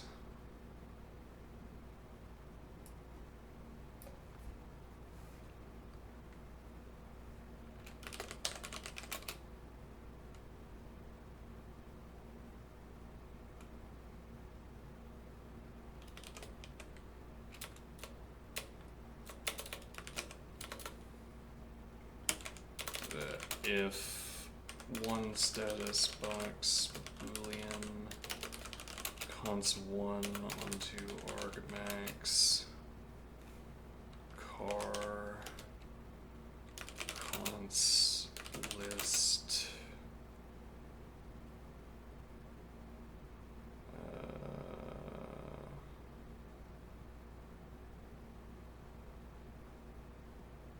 no, there's no more nums to do that with. Alright, so it's argmax car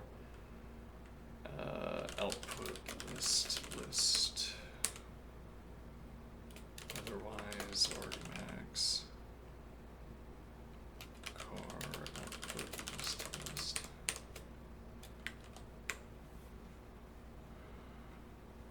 star.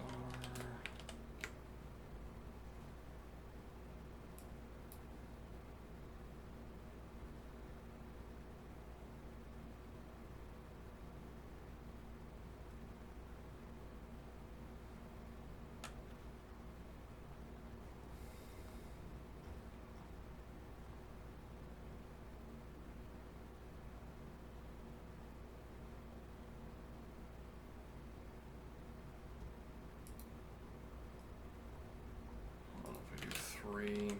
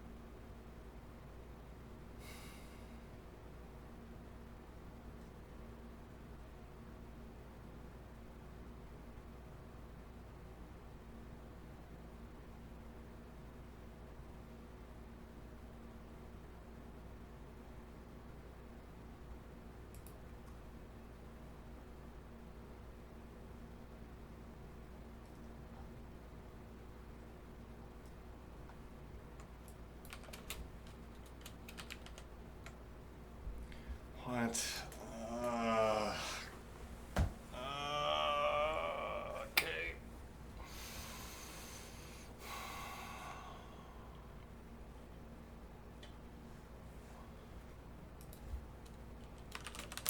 It should be CDR anyway.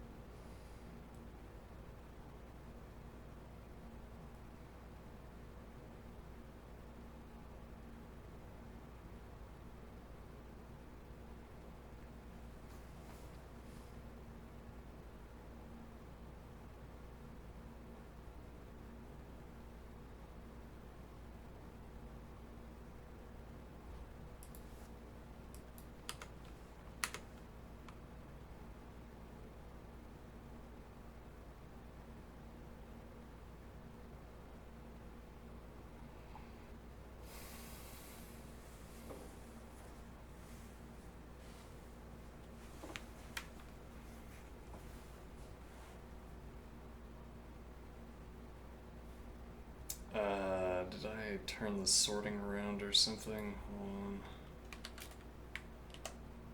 No. What did I do?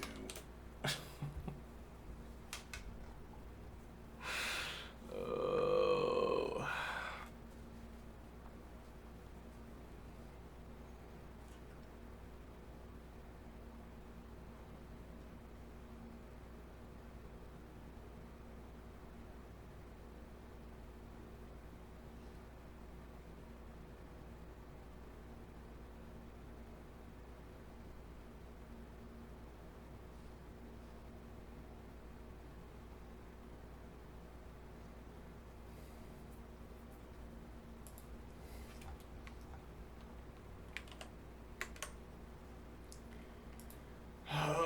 So many errors. The characterization of a bad day. So many errors. Uh,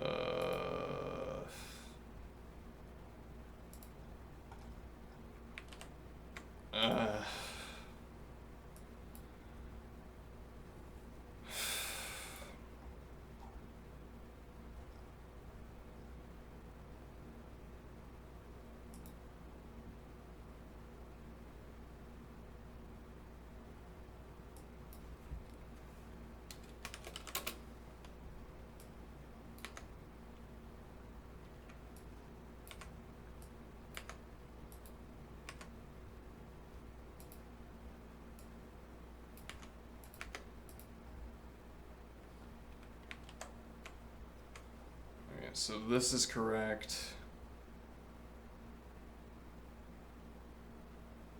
I'm gonna just dump that.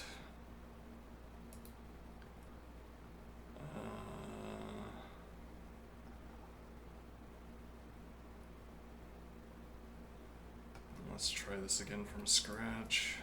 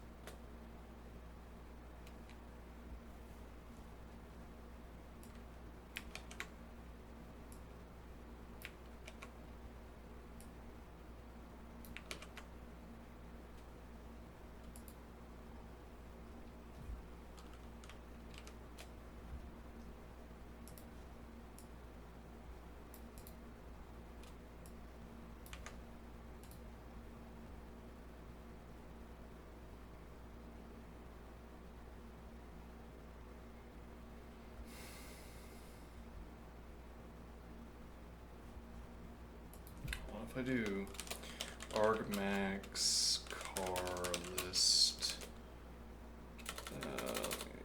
list 1, 2, 3, list, well actually let's do cons 4, 5, cons 5, 6, cons 6, 7, 6.7, okay.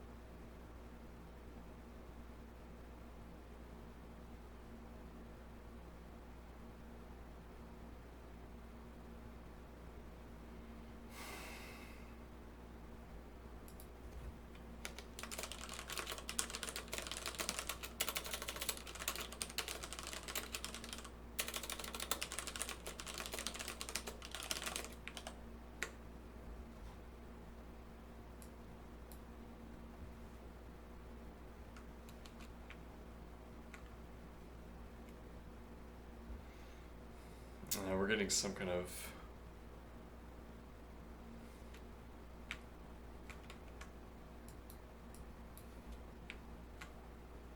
let me see here. Oh, when I do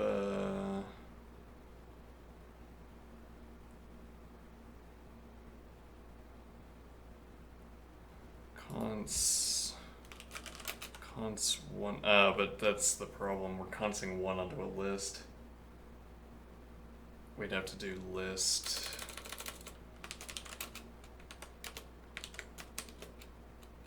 And then that's going to be a problem down here as well.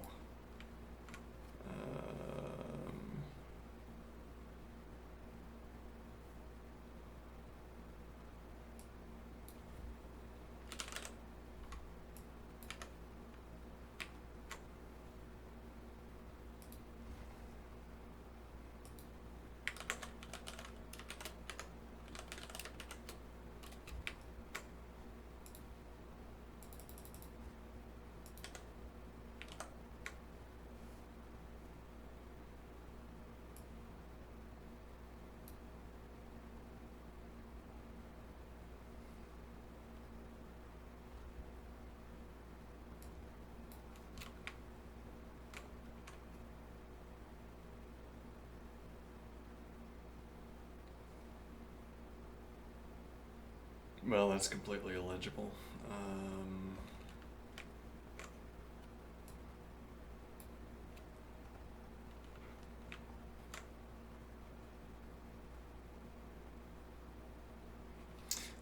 Yeah, this would be onto CDR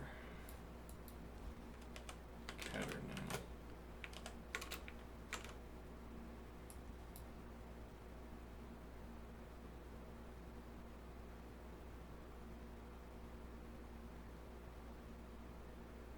Okay, and now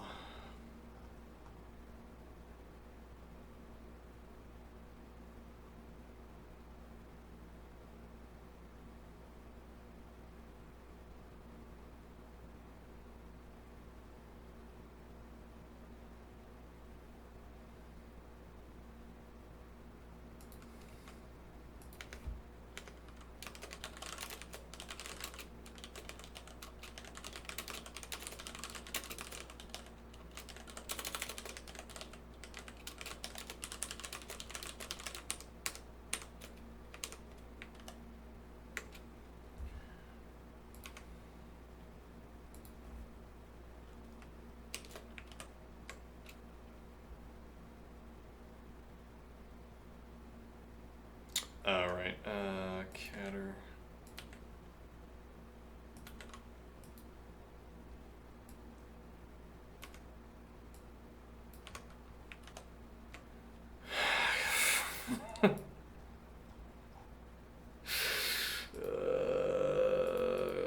Yeah, okay, here.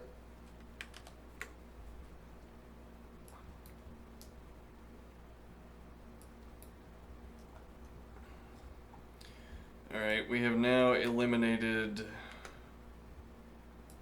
the need for running length.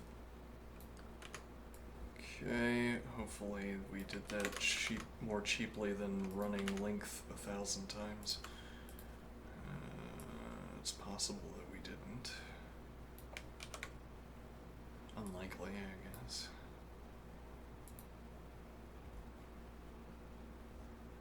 And the thing is, my confidence that this is an efficient procedure is also just completely gone. Do you make this many Right, we have to fix this every time.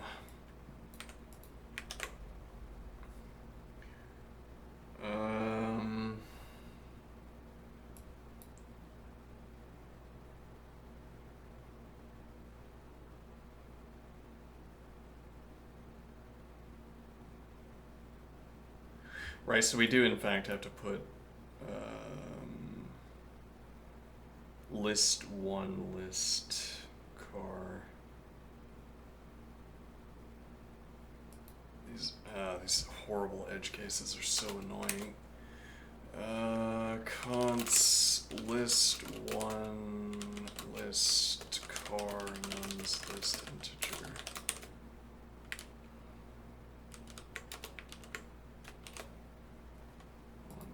Output list.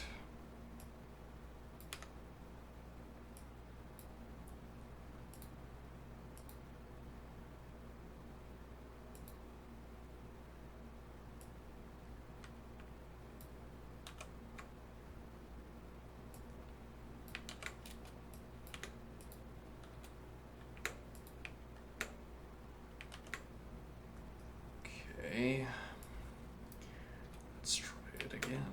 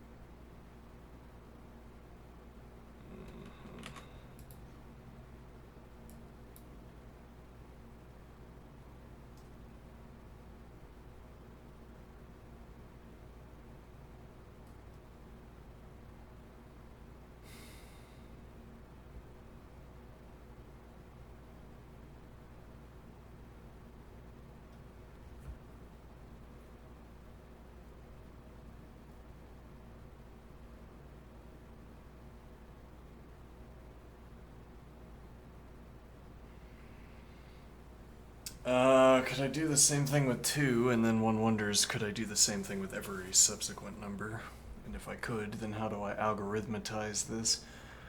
But okay, so could I do the same thing with 1? We have a box that asks 1 status. Could we also do 2 status? Yeah, but what do we actually gain from that? We'd filter out every division by 2, though.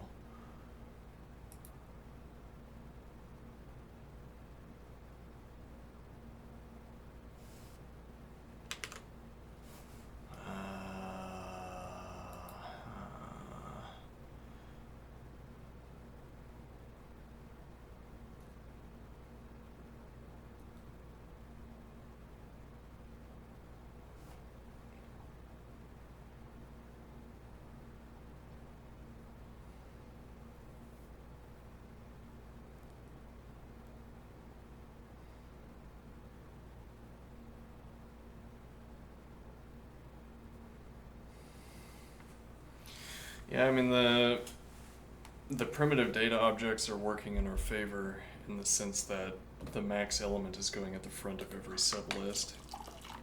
So we immediately get we immediately filter out every case where the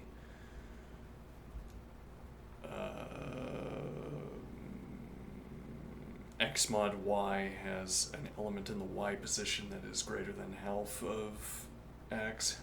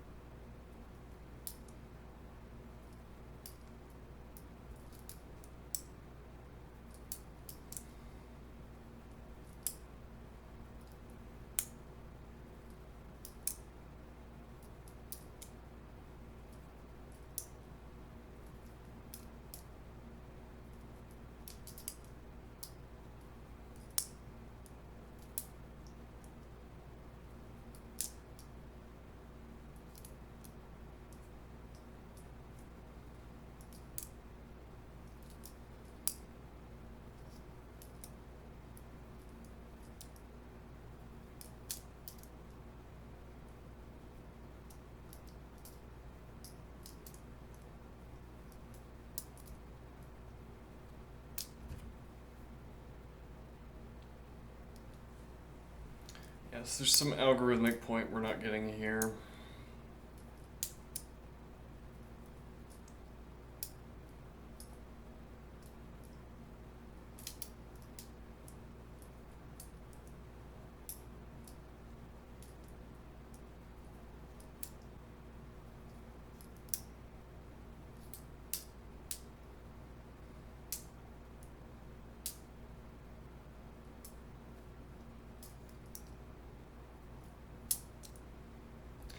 Yeah, but nothing strikes me, and it's coming up on lunchtime.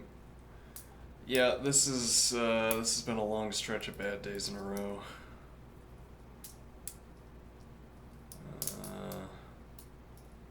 Unusually long stretch of bad days in a row.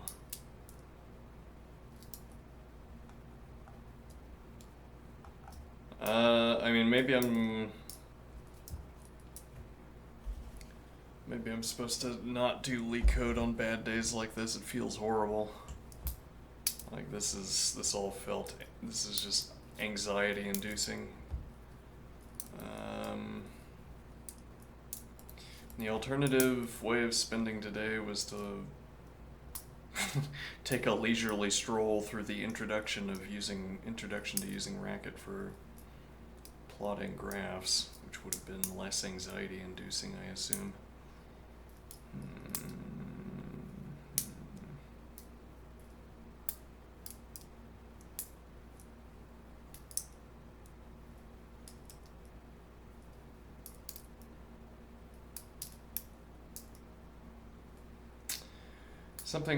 A point that strikes me, and because I was reading Wittgenstein last night, or whatever, 10 hours ago. Well, no, it wouldn't have been 10, whatever, however many hours ago.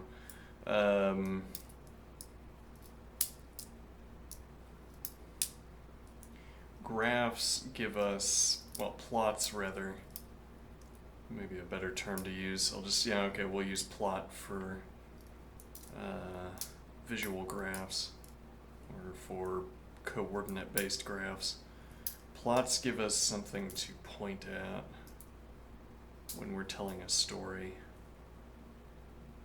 I just thought when I saw vector fields and arrows, I imagined arrows, a sort of forest of arrows, pointing at different angles up from flat.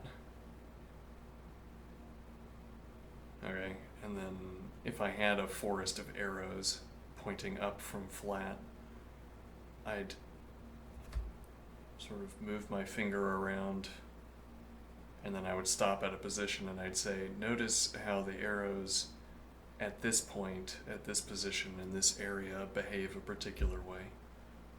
Okay.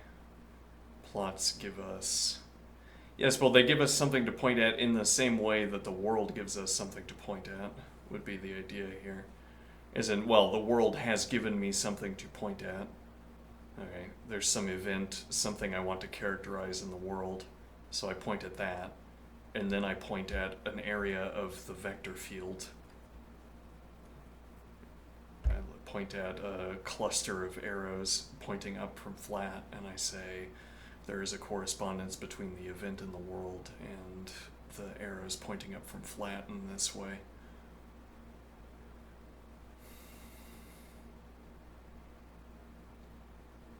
But the point here mostly being that the plot gives us a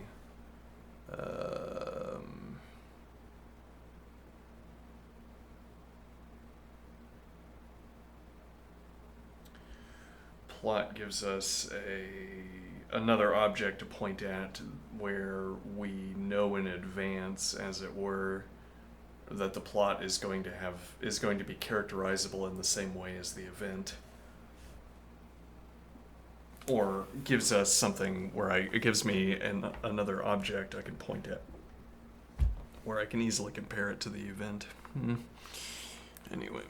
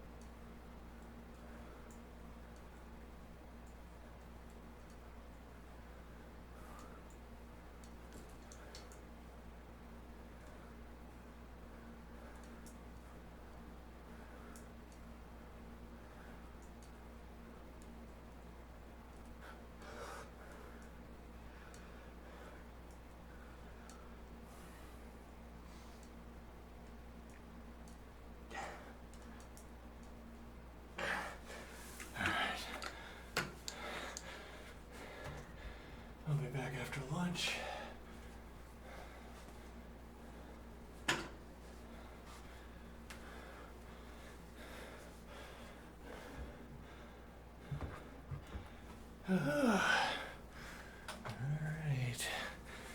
See you soon.